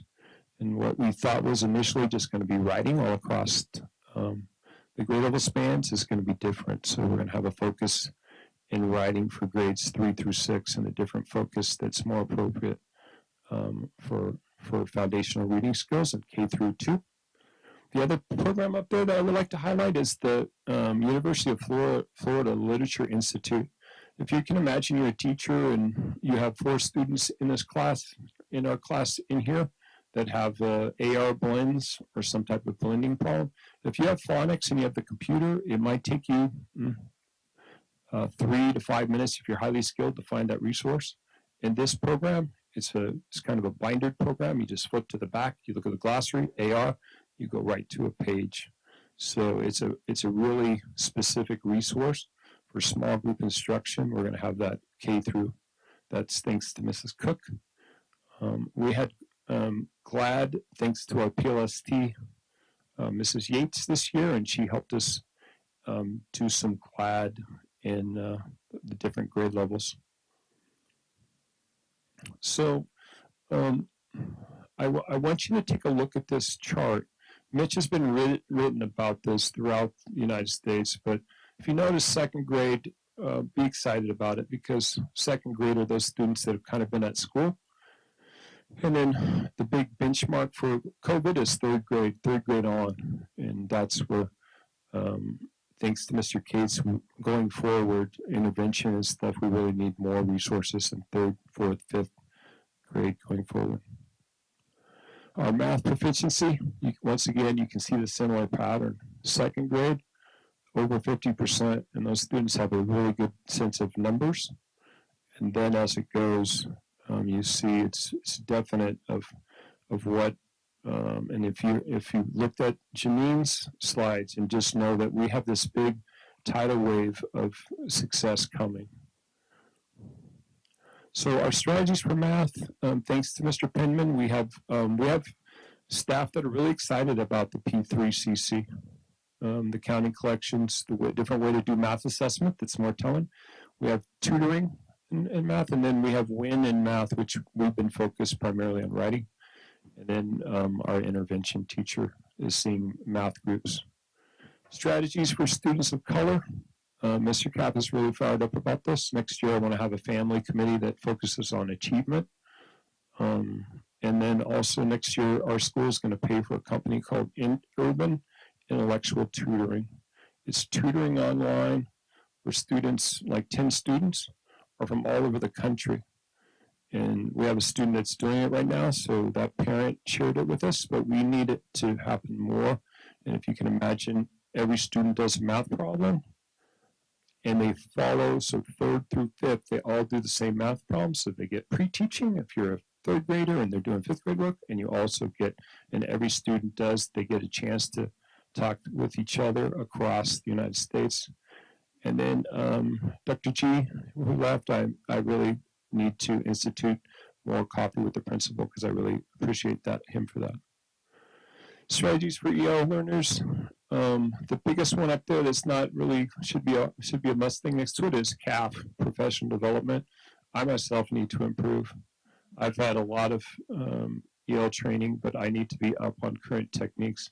We need our EL teacher to be available for second doses. She subbed a lot again this year, and so we need her to be available. Strategies for attendance. We talked about early communication. Attendance incentives. We have Mrs. Tran, who's done a terrific job with attendance incentives for classes. We also need to be more in tune about home health and understand that if the student's having some kind of medical thing, that we need to be up in front of it. This year, we didn't do a great job on that, and we need to do a better job. And then IEP attendance if necessary. So strategies for parental involvement. Thanks to Mr. Raven, we're going to restructure our back to school nights instead of everybody coming. We're going to do it smaller. And John, thank you. We really need help from the families. And so we're going to teach the families, one, how to help us with instruction, meaning reading and literature, not so much instruction, but exposure to literature. And then also we need their help volunteering. So we're going to do an electronic volunteer site where there's specific things that people can do to volunteer. We had a parent education night this year, thanks to Mrs. Hester, for literacy, for math and ELA, in coordination with SAC Library. But we need one every trimester next year. And then we talked about parent volunteers.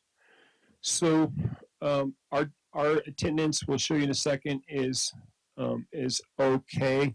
We need to do a better job with students with disabilities and also African American students. So improve communication. We have to be proactive. I think like right now we're responding to data, and we need to be more proactive. Here's our attendance right now. Thanks to Darlene and Jana, we're at 93 and 8200s, 94. So thanks to Darlene and Jana for all the phone calls, and for Miss Jana for independent study. She did terrific. So absenteeism and suspension rates.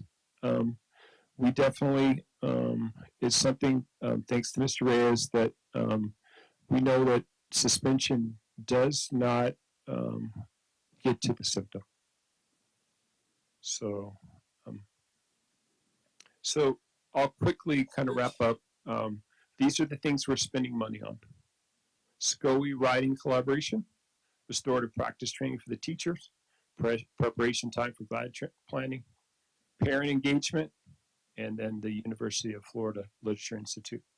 The other thing on there that I want to mention is that the teachers have asked for subs for all the phonics and KN1, all those phonics surveys. So that's in our plan too.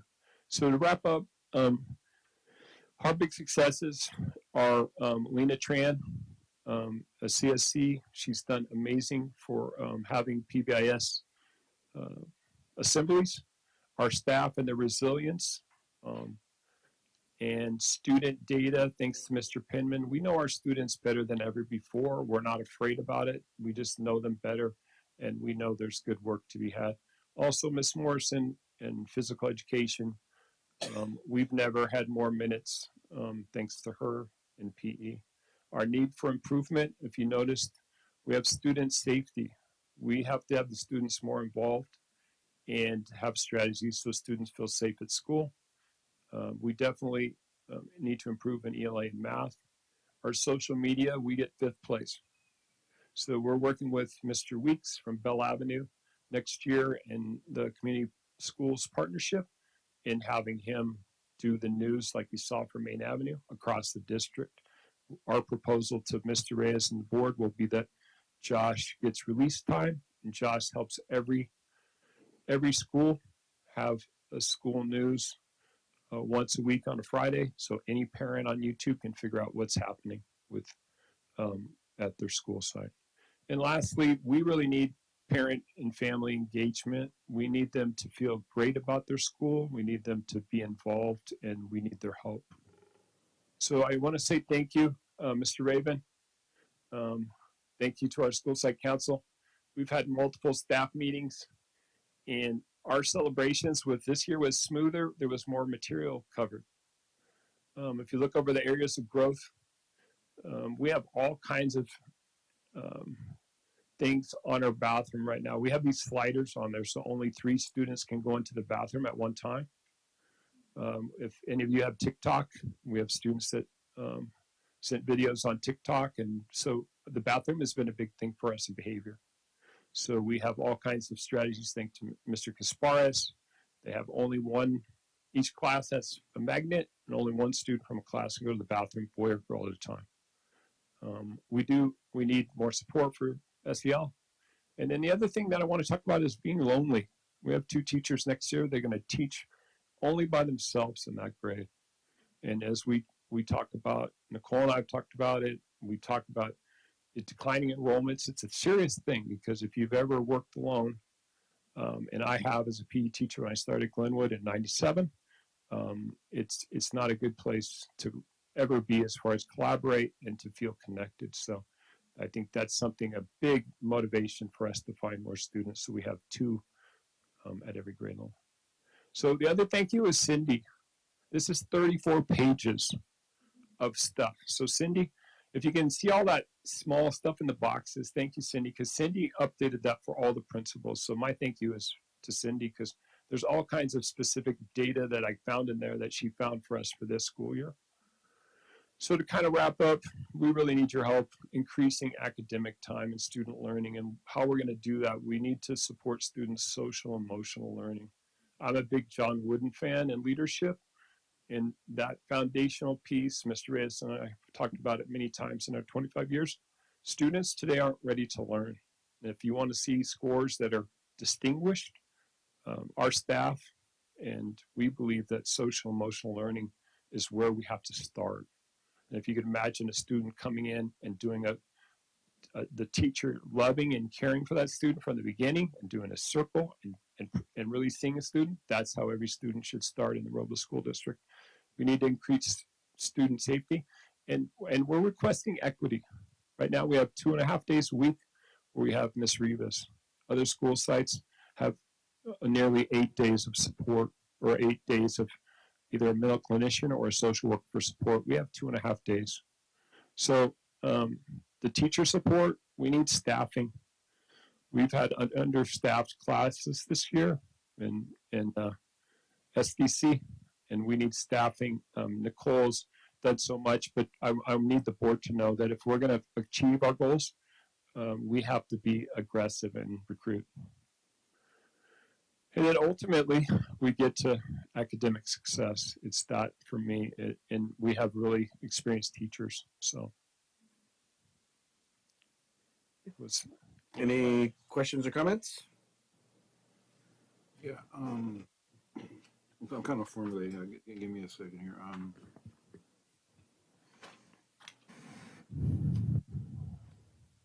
You talked about. I'm trying to get down to the needs. You talked about the family community here. You're going to focus on achievement. what exactly does that mean with the committee? That, you know, So we are going to have a leadership meeting or a team that focuses on enrolling people of color, like and let those families know that we see them. Last year during the resilience sprint, I interviewed 4 different families that were of color and asked them about their experiences at school as children, couples, and what I learned from that is I need a better understanding of how we can help them be successful. So that's where that's coming from. I think it will be informational. We have Dr. Hudnall who has her doctorate in education to help lead that, but I think we will also have some outside partnership, whether it's Mr. Roberts, someone else to help us lead that group. okay. Um, if you're bringing in Mr. Roberts, he's had a lot of success in certain areas. So, are you going to be bringing in the students or the families who are doing really well and including them in gathering information? I would totally love that. And Mr. Reyes will tell you later, we had a meeting set up with the Grand High principal trying to recruit students of color for our district through a PE program. So just know that I would love your help making that happen. Like having role models come, academic role models that come back. We had I have a text on my phone from a student who just got into nursing school, a student of color at Sac State, and he would be a perfect, like you're talking about, Mr. Barnes, a perfect candidate to come back.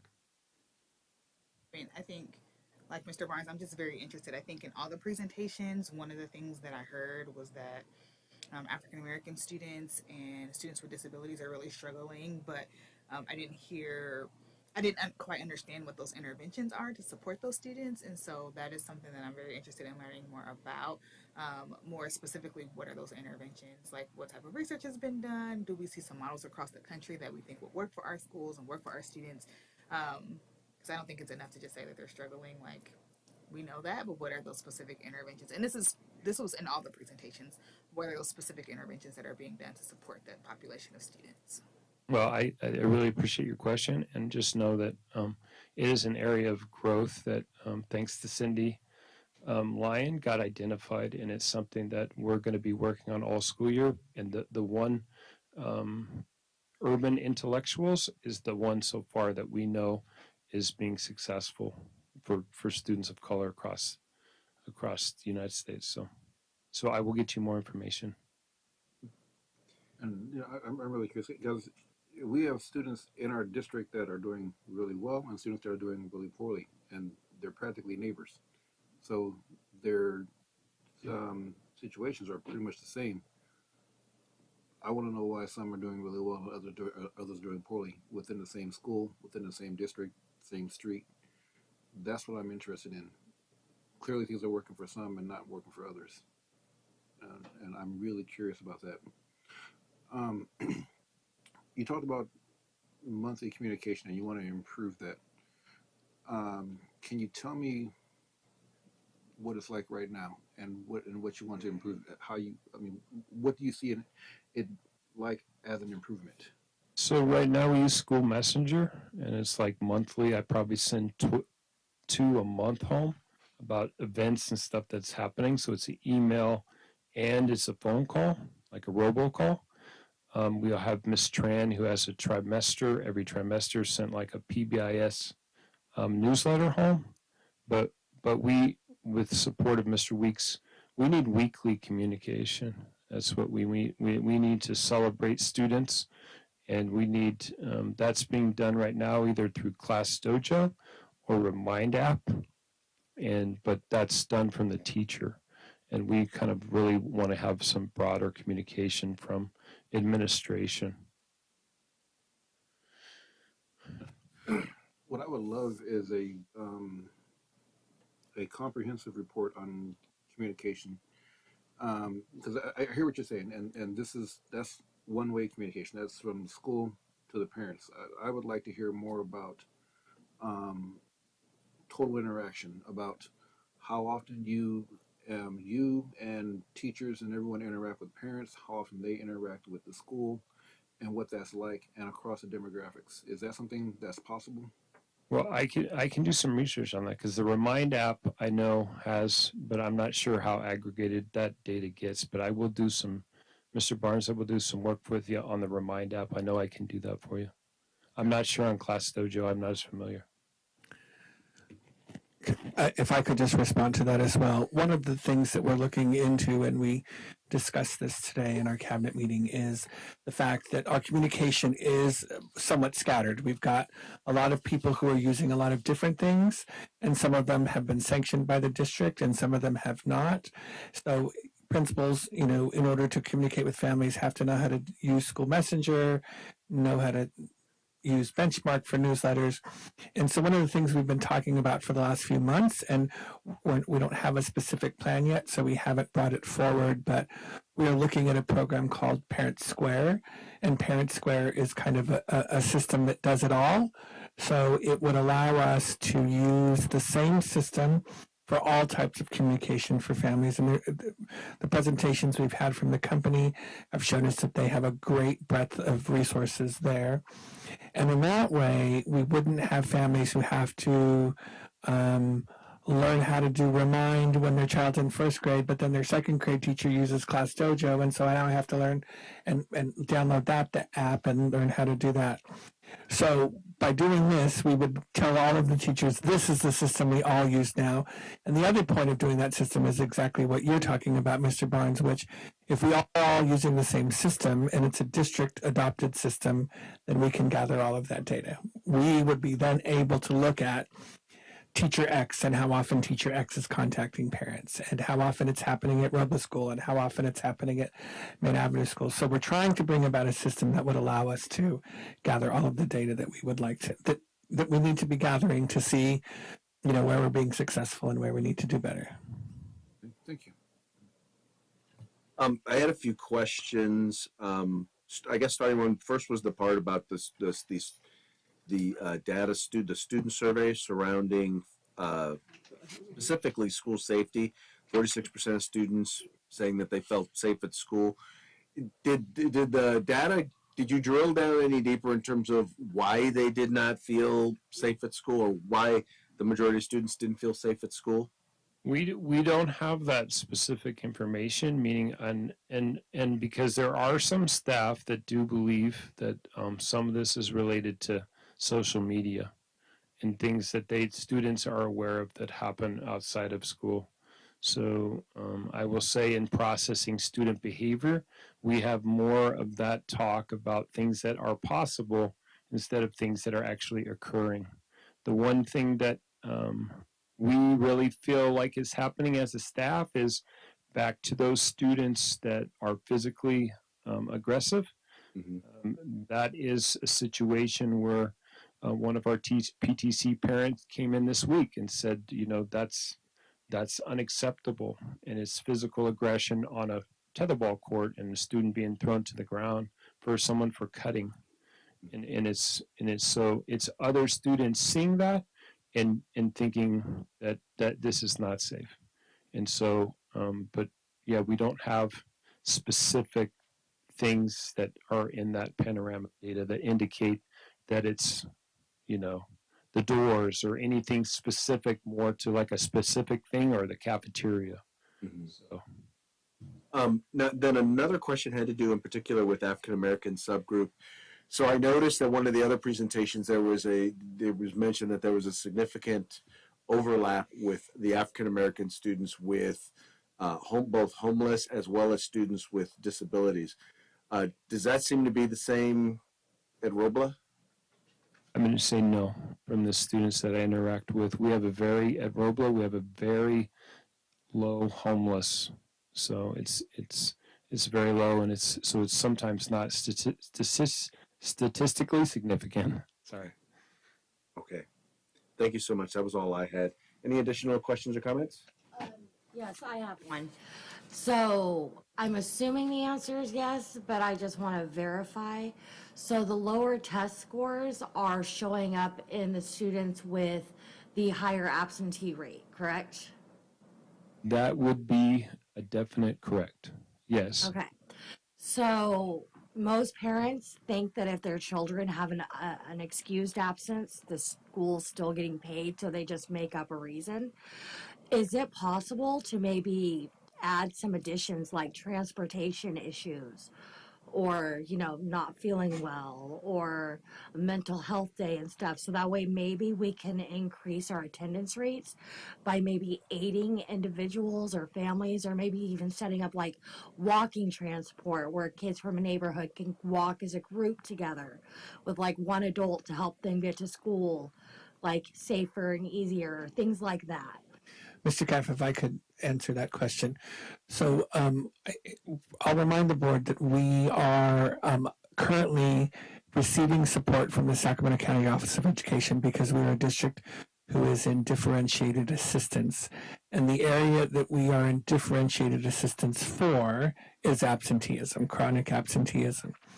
So we'll soon have some information to share with the board, but a team, Ms. Lyon, Mr. Penman, Mr. Lopez and I have been working with our SCOE consultants for months now, looking at exactly what's happening with our absenteeism.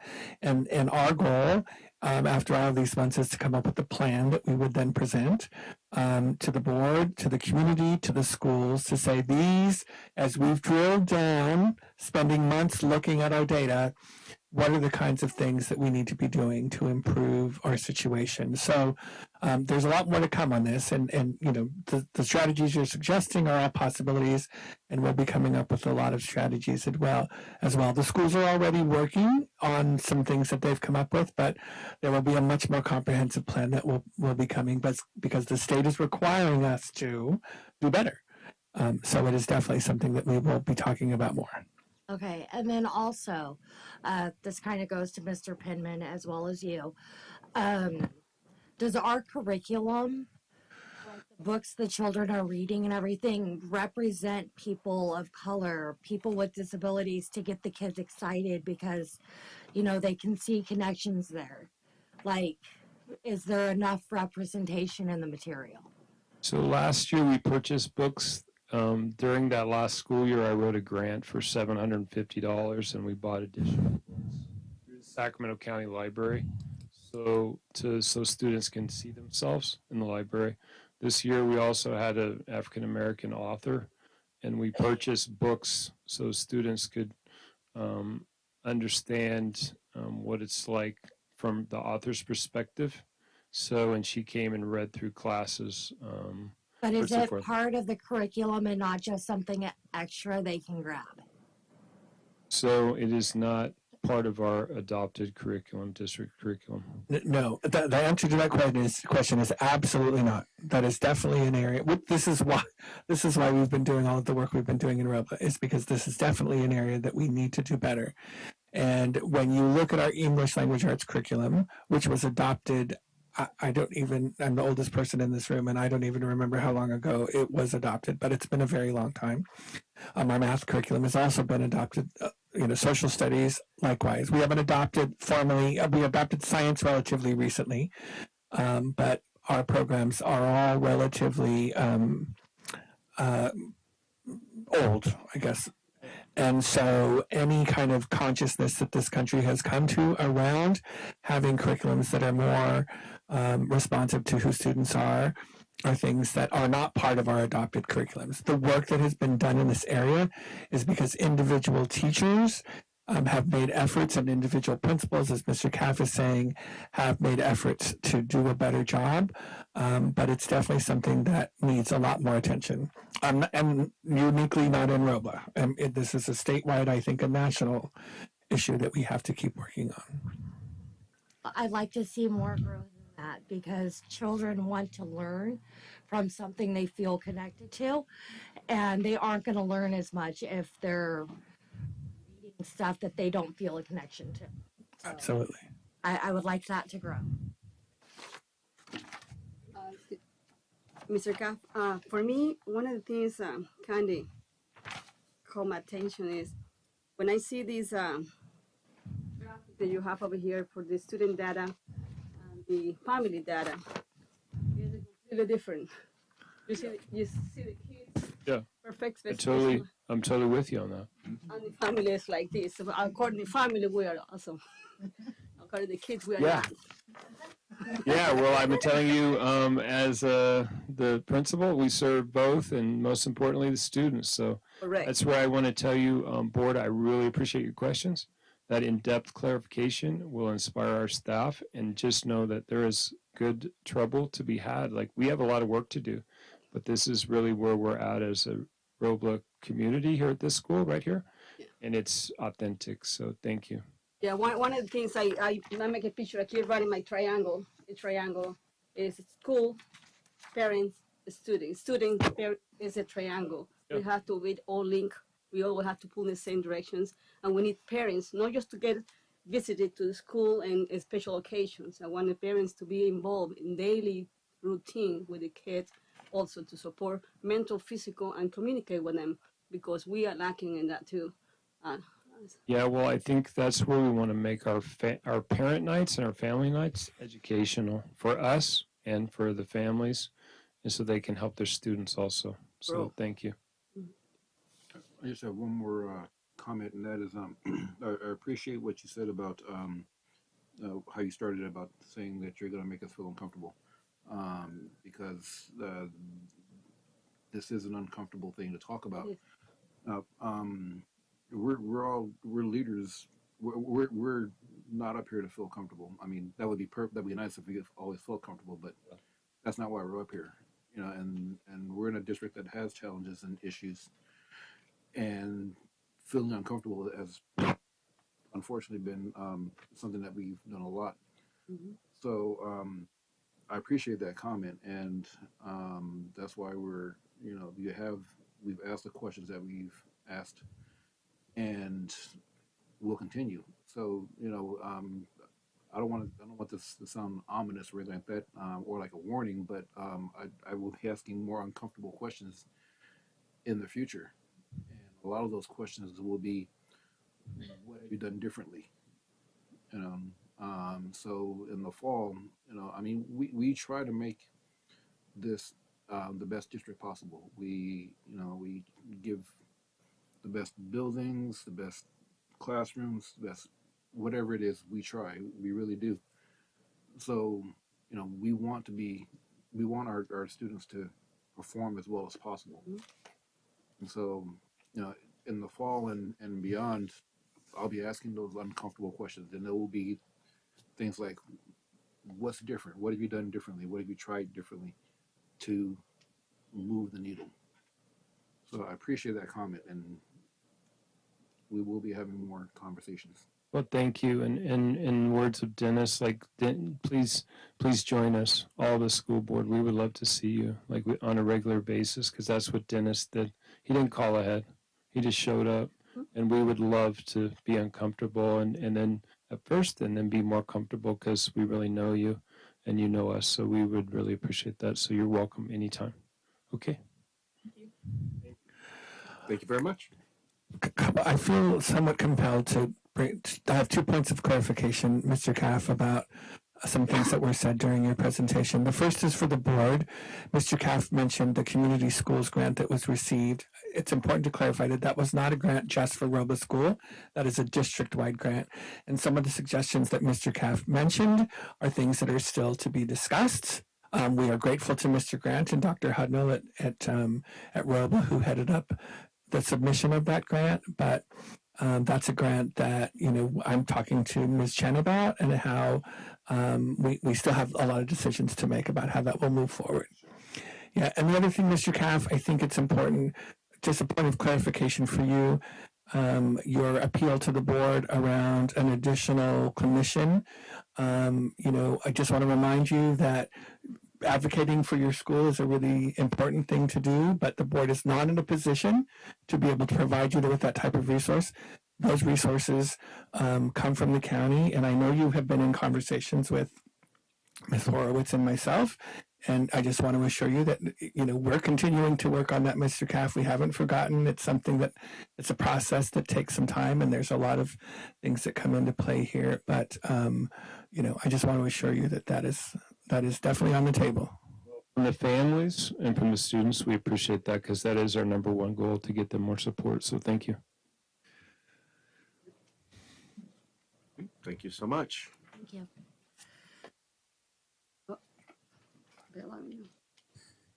Again. Hello again. I'm not myself. I am now Lisa Hall. Hi, Ms. Hall. Hello, hello. Miss Hall is on a trip with her daughter that took her out of the state, and had hoped to zoom in and give her presentation, but just the field trip that they're on and whatnot, she just couldn't get to a location. So I am very briefly going to go over her 5 goals in her plan, a little bit about the data behind the goals she's set under those 5 areas, and then how she plans on getting there. Okay?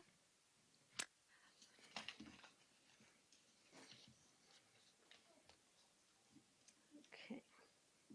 Oh, the tiger's missing. Oh, there's the tiger. All right. I'm getting a little loopy. It's a little late. Okay, these are the 5 areas, goals that you'll find in Bell Avenue's school plan, just as similar with all the others, and they align with the LCAP goals. Before I get started, Ms. Hall wanted to give a little bit of background about kind of some of the challenges that they are currently facing. Number 1, we've talked about that we have a new school dashboard. This dashboard that we're looking at right now is a one-time only deal. We had a year of no dashboard. So really the data that is being used and is mandated to be used because of ATSI is year-old data, and they're planning into 23-24. So we're looking at that as our baseline data. Students continue to miss school due to lack of understanding as to when students can and cannot attend. And we're going to talk a little bit about some of the strategies she's put in place at her school site to try to mitigate that.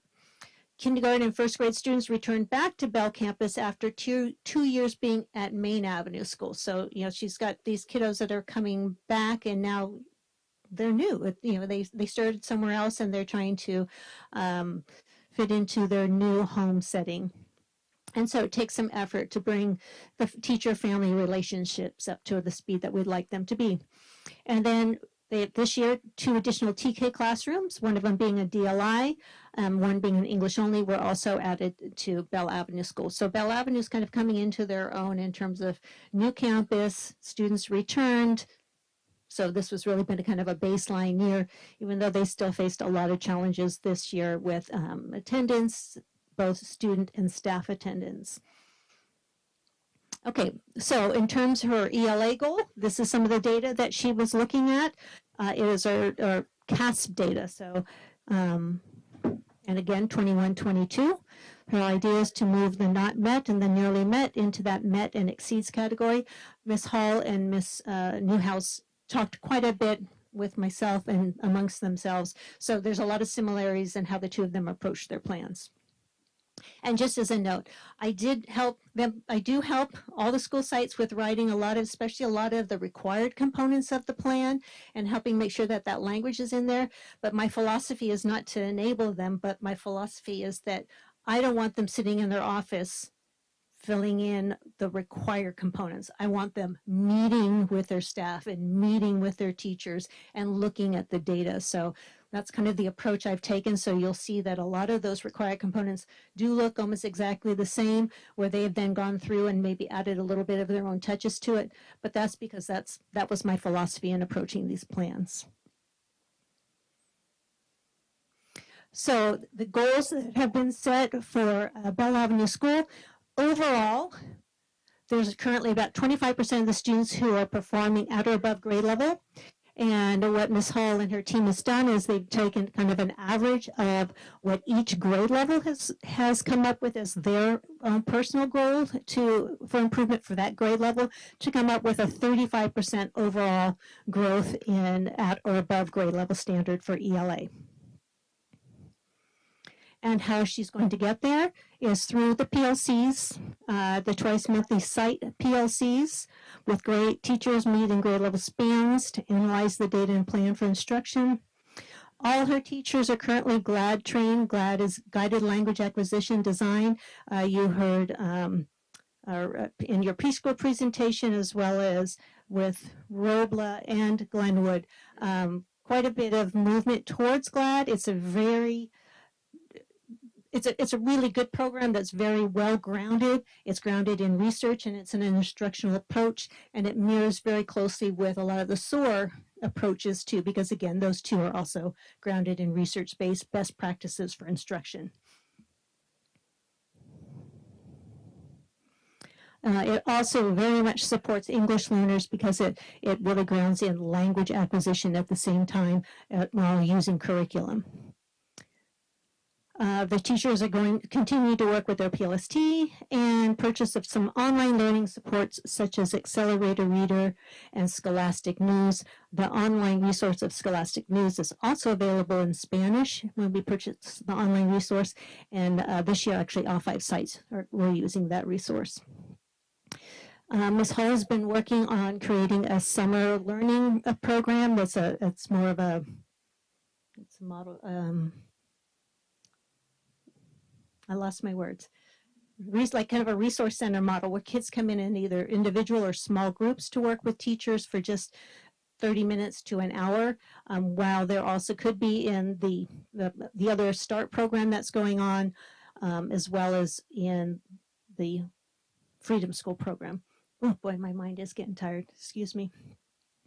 They'll continue to work collaboratively in their grade level teams, and also there's some after school tutoring happening for her 4th through 6th grade teachers that is provided by classroom teachers, and the extended day with more of an intensive approach for our K through 3.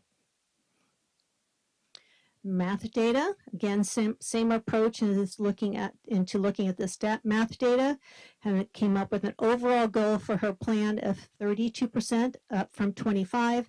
But then again, each grade level has their own goal that they have set to move their grade level forward. And how they plan on doing that?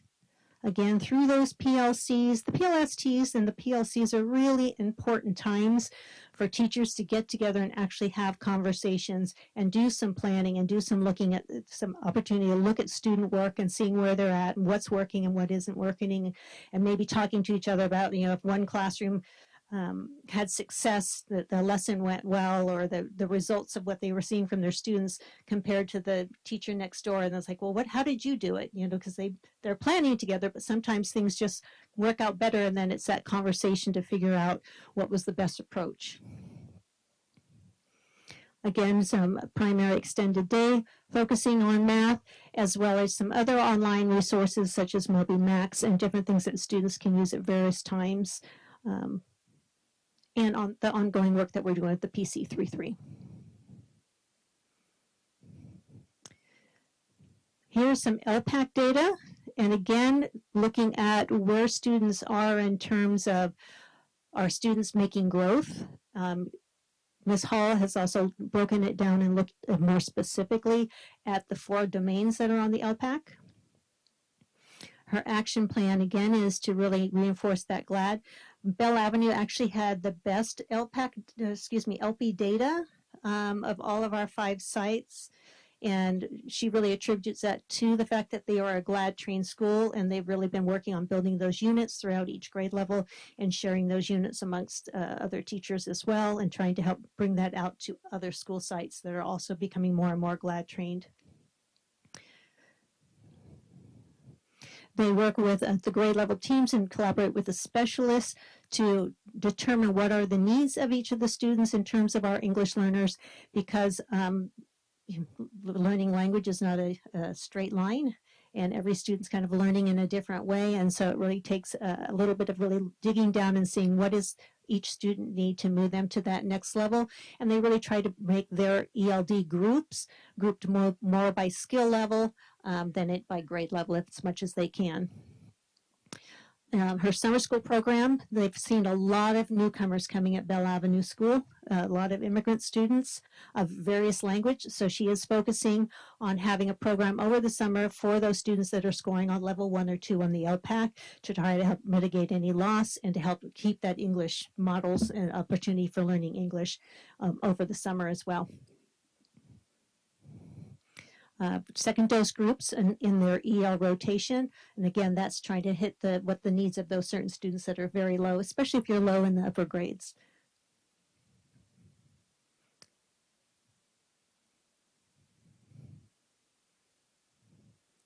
In terms of parent community involvement, these are some of the activities that they have been doing over the past year and that they are looking at doing going forward. You can see kind of a list of the things that they have set for this coming up year, as well as what they've done in the past.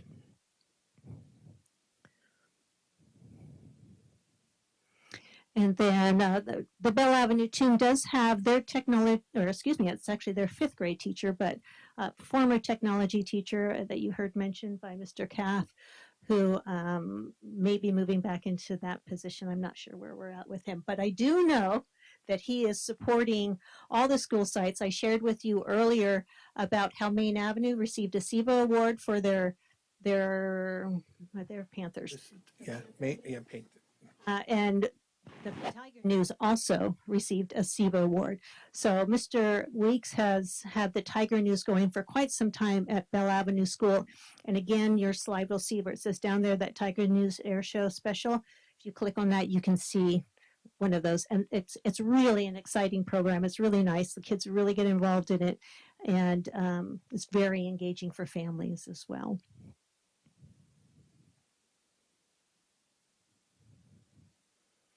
In terms of attendance, Ms. Hall and her CSC, Ms. Ruby, have really dug down and really tried to really look at who her students are, and who, not just who they are as a group, but individual students, really focusing on who those individual students are and trying to reach out and find ways to bring those students in on a more regular basis. One of the things that I know that she and Miss Ruby have been doing is they've been doing a lot more home visits.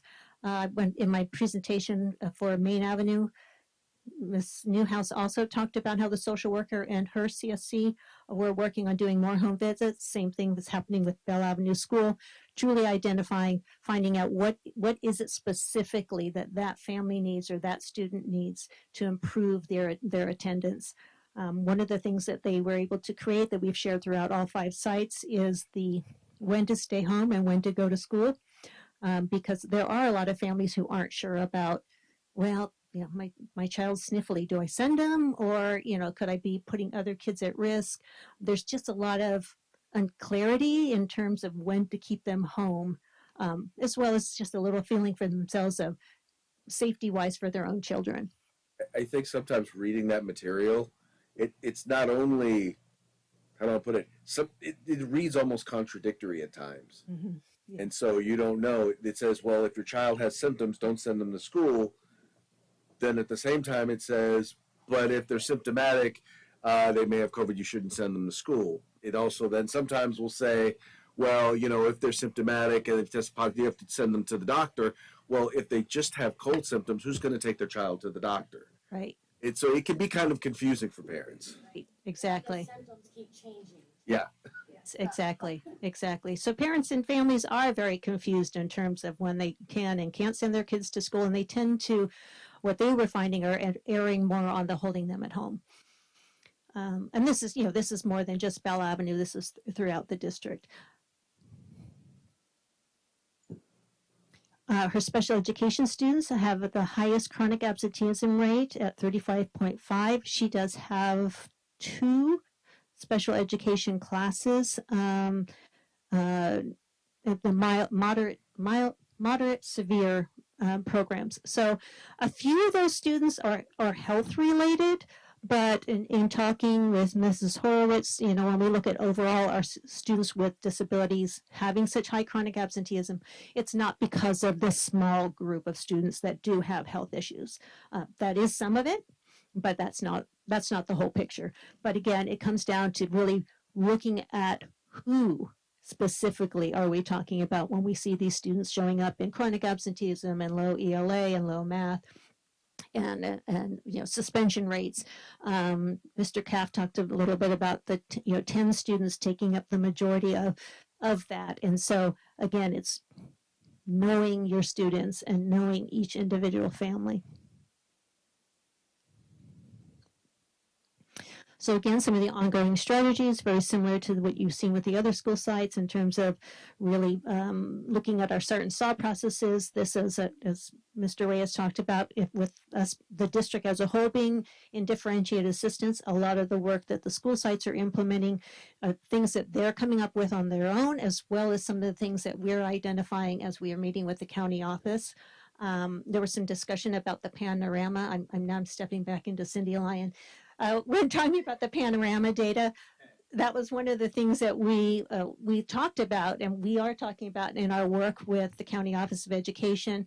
We've worked with Panorama to bring the data down a little bit deeper so we can kind of look cross-reference and see if we can identify specific students that might be falling in all these categories, even in terms of, for example, I don't feel safe at school. Are those children the ones that aren't showing up? You know, because then we know then that is a root cause of that chronic absenteeism. So that's some of the work that we're doing with the County Office of Education, is trying to dig deeper into that data. It's time consuming, and you know, you have to have some data expertise. So Mr. Lopez is working with them as well in terms of trying to pull all of this together so that we can get a clear picture. Can you go back one slide? Sure. I'm sorry, I was having some technical issues here, so I missed some of what you're saying, but there are 415 total, but if you add those numbers up, there's more than 415. I'm sorry? If you add those numbers up, there's more than 415, so I'm trying to figure out how this is calculated. If you add the 184, 113, 94, and 35 up, it's more than 415?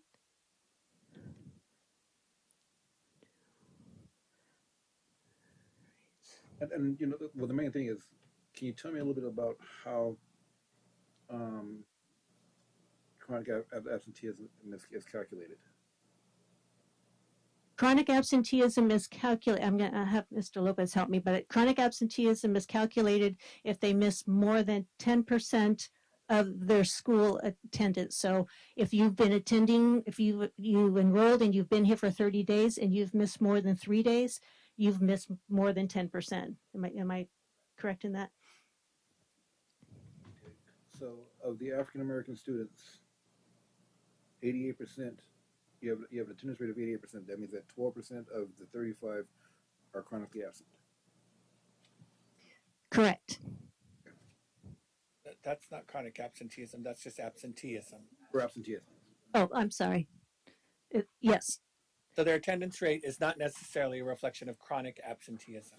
They're just saying that 88%, that's just their number of attendance. So, yeah, so they're looking at this current year, 22-23, and what she sees now in her data is, of her 35 students, of her total enrollment, 35 students fall in that African American category, and those 35 students have an 88.06% attendance rate. Okay. Sorry, just trying to get everything.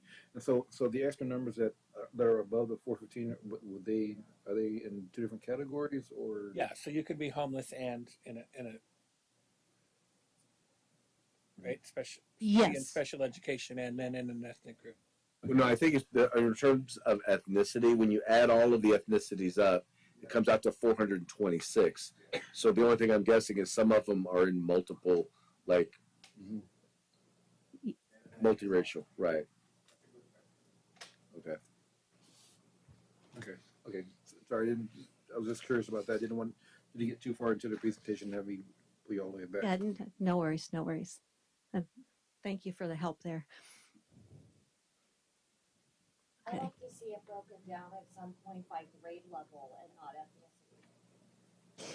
Yes, so actually, no one gave that to you in their slides, but they do have it by grade level. That's how we know, for example, that TK, K, and 1 tend to have the higher rates, because we are looking at that by grade level. But for them, one of the reasons you're seeing it this way is because this is the way they became into ATSI. But they do look at that data by grade level actually quite a bit. And if you look down at bullet number 2, attendance trends, TK through first grade have the lowest average daily attendance at 89%, with sixth grade at Bell Avenue has their highest attendance at 93%.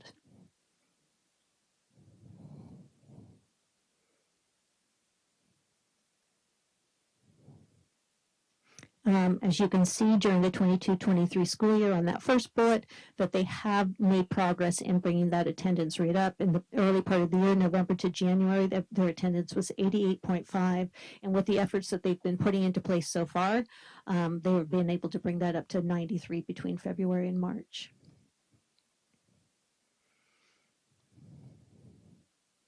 So we did talk about a little bit about some of the strategies.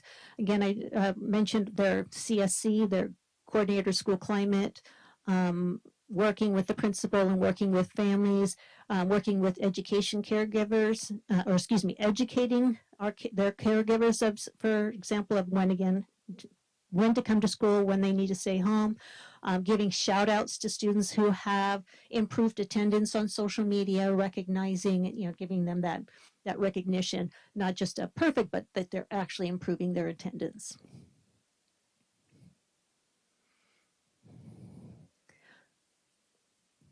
In terms of the suspensions between 21 and 23, you can see 21, 22, and then this school year, quite a bit of difference in the type of suspensions and the number of suspensions from what the dashboard was saying and what we're going off of in terms of ATSI data, and then what's actually happening now in the 22-23 school year. So work is being done and there's continued work to be done in this area, but she just wanted to share with you a little bit about, a little more current data than what you would be seeing from the dashboard in last year. And then some of the strategies that they're working on in terms of avoiding these school suspensions, zones of regulation, second step curriculum. And I do want to mention in our second step curriculum, because that's some of that falls under my hat as well in terms of purchasing this curriculum. When we first, you've heard me bring the Bully Prevention Project grant to the board. That's where we started our work in bullying prevention and where we kind of made our way into the second step curriculum. We were able, because we're such a small district, that funding is very small, but because we're such a small district, we were able to fund all 5 of our school sites in some respect beyond what the initial grant objective was of those dollars. And we've continued that funding, and what we've done is moved from the hard core curriculum, the physical curriculum, to the online. And one of the reasons for that is because the online is constantly being updated, and that online curriculum is more culturally and ethnically diverse than what we currently had in our packets that were purchased. Oh gosh, was it a long time ago? It was a one-year grant fund that I think it's in its 13th year. So we are looking when we can to buy those resources that do greater reflect our population. One of the things that we do with the libraries is constantly we're buying more bilingual books across many languages, as well as ethnic diverse books. When we find them, we purchase them. Sometimes I'm in Target and I go, oh, look, there's a new book. And then come back here and I look for it online and say, okay, let's pick that one up too. Okay. Intramural sports has been a great way to get students involved in a positive way. We have the soccer intramurals that they played twice, 2.5 months of practice before they had 6 games. They've got volleyball going on as well. The Tiger News, as I mentioned earlier, and then they're really working on fostering their parent-teacher relationships, having teachers reach out. And as Mr. Ray has talked about, that's an area the whole district is working on in terms of how do they reach out, what systems are we using, because we do have a lot of different resources. Remind and Class Dojo are probably the 2 most popular that are being used. And if there are any questions, I will do my best to answer them.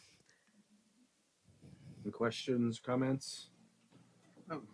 Not really a question, but more of a comment, because I'm looking through all the, I'm seeing all the data, and I want to see more data, but I want to see everything. I'm trying to figure out, where we can improve and how we can improve, but what's causing problems. So what I would love to see is something like the breakdown of data for everything. So absenteeism across the board, which I saw, economic data, comparing that to absenteeism and seeing if there are any trends. Academic performance, comparing that to economic to absenteeism. School suspensions, communications and interactions, and seeing where people are performing high and where the correlations are, and where students are performing poorly and where the correlations are. So, I mean, I'm not asking for you for that tonight, obviously, but what I would love to see is just everything so that we can start looking at where trends are and what we can do. Yeah, I mean, I'd like to respond to that. I think that, we have some people in the district who are great about generating, well, they don't generate the data, but they're able to generate the reports on the data. And we can, dive in pretty deeply. And I think that if there's anything a particular board member wanted or the group wanted, there are definitely more details we can give you. Obviously, in a board meeting, we're just trying to keep that information manageable and comprehensible. What the principals are putting in their school plans, right, is a summary of things. But obviously, if you wanted more raw data, those kinds of things, we can provide you with access to that, and we can talk to Elliot and his team about ways to do that. I will say that one of the things that we have been talking about is the fact that currently our jump in here, Mr. Lopez, if I get this wrong, our current information systems don't really allow for a lot of analysis from the system itself. I mean, you can print it out and, run your fingers across the page and look for correlations, but we were recently having a conversation about there are programs out there that they're called an overlay of your data, so they could help you to kind of look at some deeper things. But we specifically asked about correlations at a recent meeting, and we said, well, we want to do the kinds of things you were just talking about. We want to know, like, if you run the absence data and the achievement data, like, is it the kids who are mostly absent who are right? And what we were told in this meeting was, there aren't really systems that can do that. You have to work with them to create this yourself, and it can be done, but it takes a lot of work and a lot of effort. So it's just something that we have to continue to work on, and there is no easy answer out there in terms of a product that you can buy. Am I summarizing this okay, Elliot? That you can buy that could, do these things for you. Can you hear me? Thank you. Absolutely. Exactly what Superintendent Reyes has just said is what we've been talking about for the last couple of months, both with SCOE, with vendors, far and wide. We have been performing some of the analyses that you're talking about, Board Member Barnes. We are, to the best of our ability, within the limitations of the systems that we have in the district today, trying to correlate information that comes from disparate sources that isn't designed to connect. At great effort, we're connecting those dots, and we're generating reports internally that are providing more insight than we've had access to in the past. But what we want to do, the Holy Grail, is arriving at an environment where those disparate systems talk to each other the way that they should, so that our principals can be looking at that information when they're generating these plans and speaking to members of the community and determining how we're going to be allocating our resources and funds. And so that is what we are working towards now, but we have a ways to go before we can get there. Would it be appropriate, not necessarily at this board meeting, because I know you've done a lot to really help us rethink and look at how we're analyzing our data and how we're putting it to use. Maybe having a presentation from you eventually talk about, okay, this is where we were, this is where we are, this is where we could possibly go, and like you said, this is the holy grail of what we would like to be at. Maybe for a future board meeting. Yeah, sure. I mean, I think, and it depends on what kind of data we want to be talking about. I will share, like one of the examples I'll share with you is at the end of the first trimester, it was Mr. Castillo and Mr. Lopez who kind of came to me and said, wow, we're seeing some really interesting things when it comes to our students' attendance. And Elliot and I sat down and we talked about, okay, well, let's look at it by grade level, and let's look at it by ethnicity, and let's look at it by teacher, and let's look at it by day of the week, and let's look at it by the whole calendar, right? And then in the end, Elliot printed out, like a pile this thick of data that we did our best to kind of sort through. So, there's a lot of ways we can look at it. And I would say, you're right that we definitely have come a long way in terms of what we are able to produce. And kudos to Elliot and his team that are able to do that. But yeah, I mean, we can start talking about what that might look like if we can put some of those things together when it comes to, the areas that we know in terms of, attendance, academics, behavioral data. I mean, those different kinds of things that we want to look at. But I think it's important to underscore something that Mr. Lopez just said, and it's that it's not all in one place. Right? We've got SACE, and we've got Swiss, and we've got Q, and we've got Eliminate, and we wish they all could talk to each other so much better than they do. And so, we'll just need to, we can share with you where we are, but I think as Elliot said, we're trying to find ways to get all of this stuff to kind of work together in a much more efficient way. Well, I think that's what I'm looking for, just something to give us a better understanding of, okay, once again, this is what we used to be able to do. This is what we can do. This is stuff we'd like to do, but we really can't do. Yeah, not yet. Not yet. And then one of the other things that I was thinking, and it literally just popped into my head. I don't know if you ever watch Meet the Press, but they always do a real short segment called Data Dump. But it's a real short segment where they talk about just interesting data or information about something, and maybe even doing as a regular item on a board agenda a brief segment just where we're talking about, hey, this is something that's interesting that we found in the data and information, and just to kind of help us to just kind of once again keeping data and analyzing data about our kids, about our schools in front of us as a board, always remembering to think about that. Just an idea.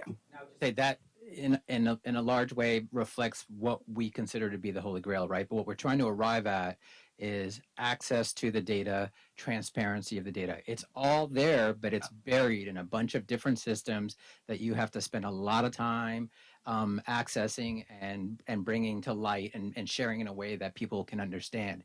And what we want to do is build systems and tools that are not just for the people who are, working behind the screen all the time, but for people who are making decisions and who are stakeholders and community members who want to know what we're doing as a district to support their students. So that's the plan. I mean, I just think data is very important, because how can you make informed decisions about how you're going to implement change if you don't understand the correlations that are in the data? Because again, a person sitting here as a community member seeing that there are populations of students who are really suffering but not knowing why is really frustrating. But if we could understand why with the data, then we can talk about what those interventions should look like. So I do think that data is important, and trying to figure out how we can make it work for us would be helpful for a community member seeing that there is a huge problem.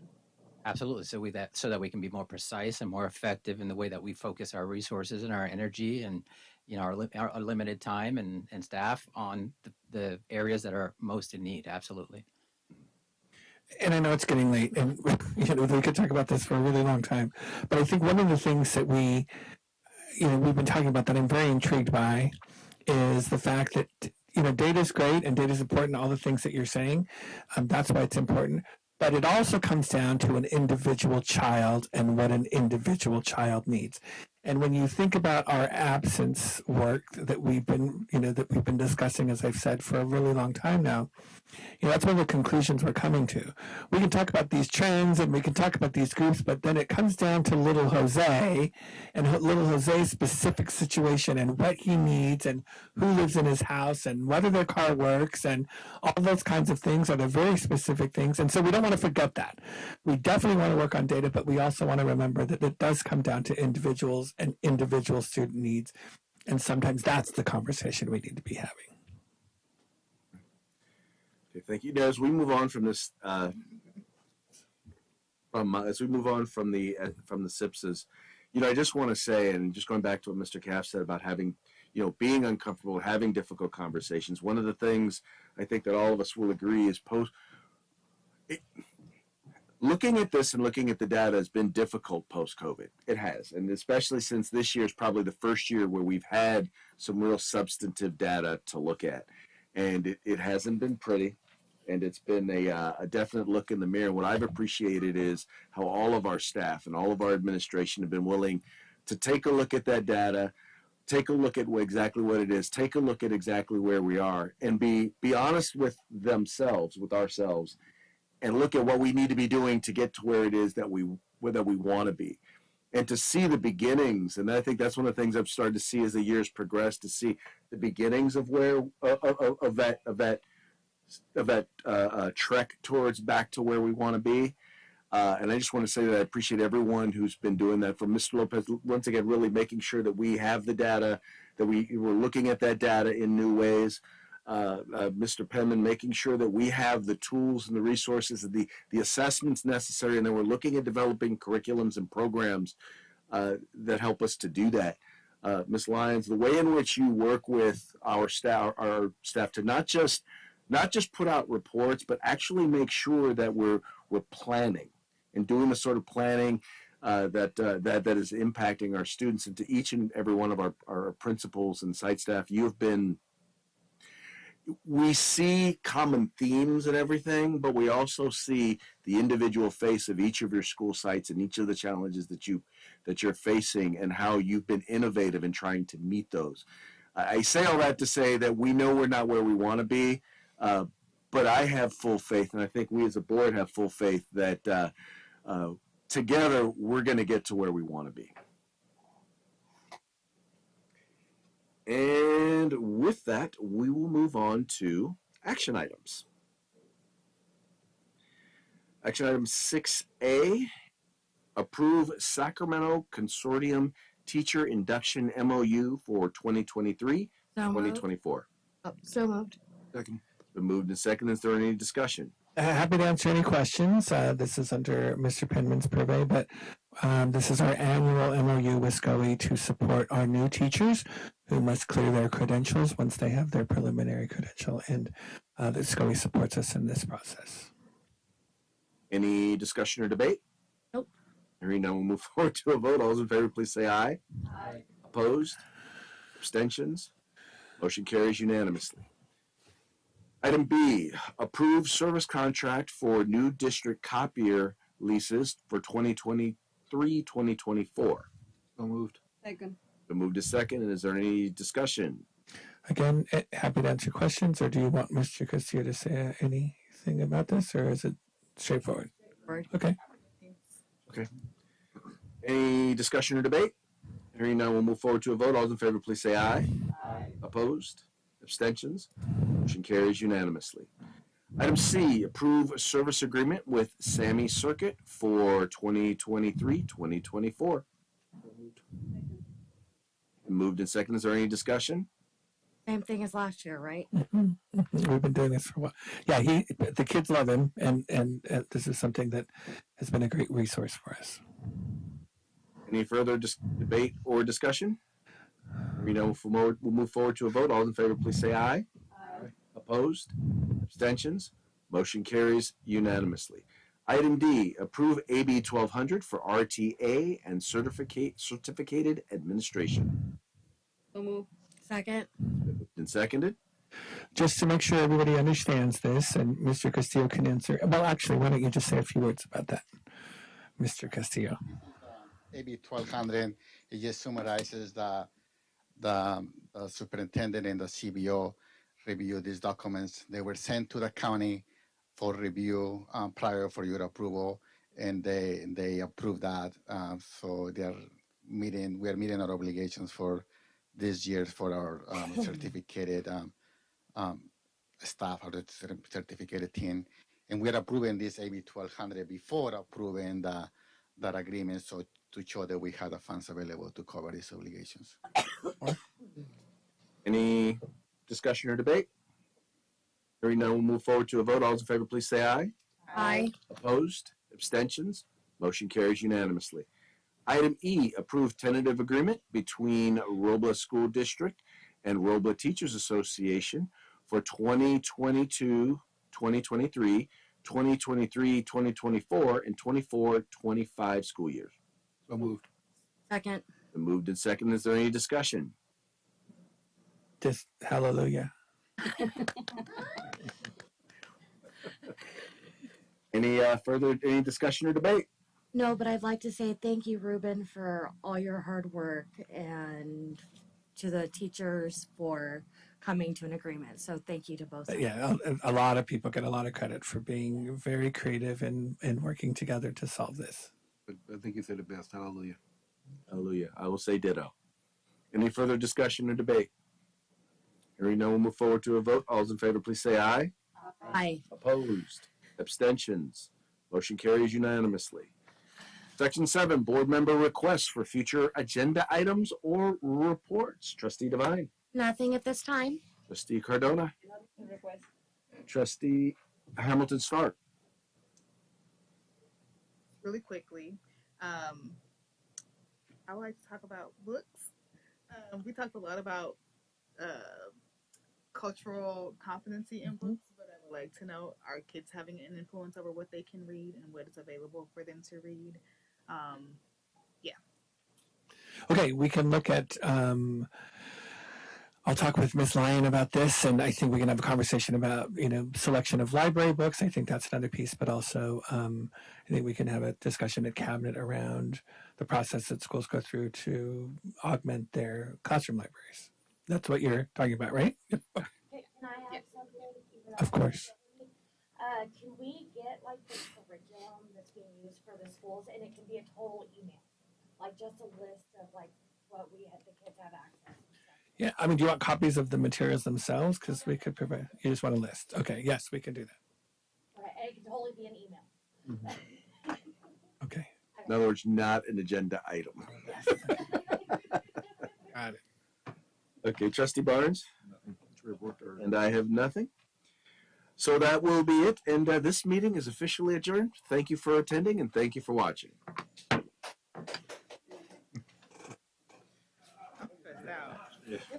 You know,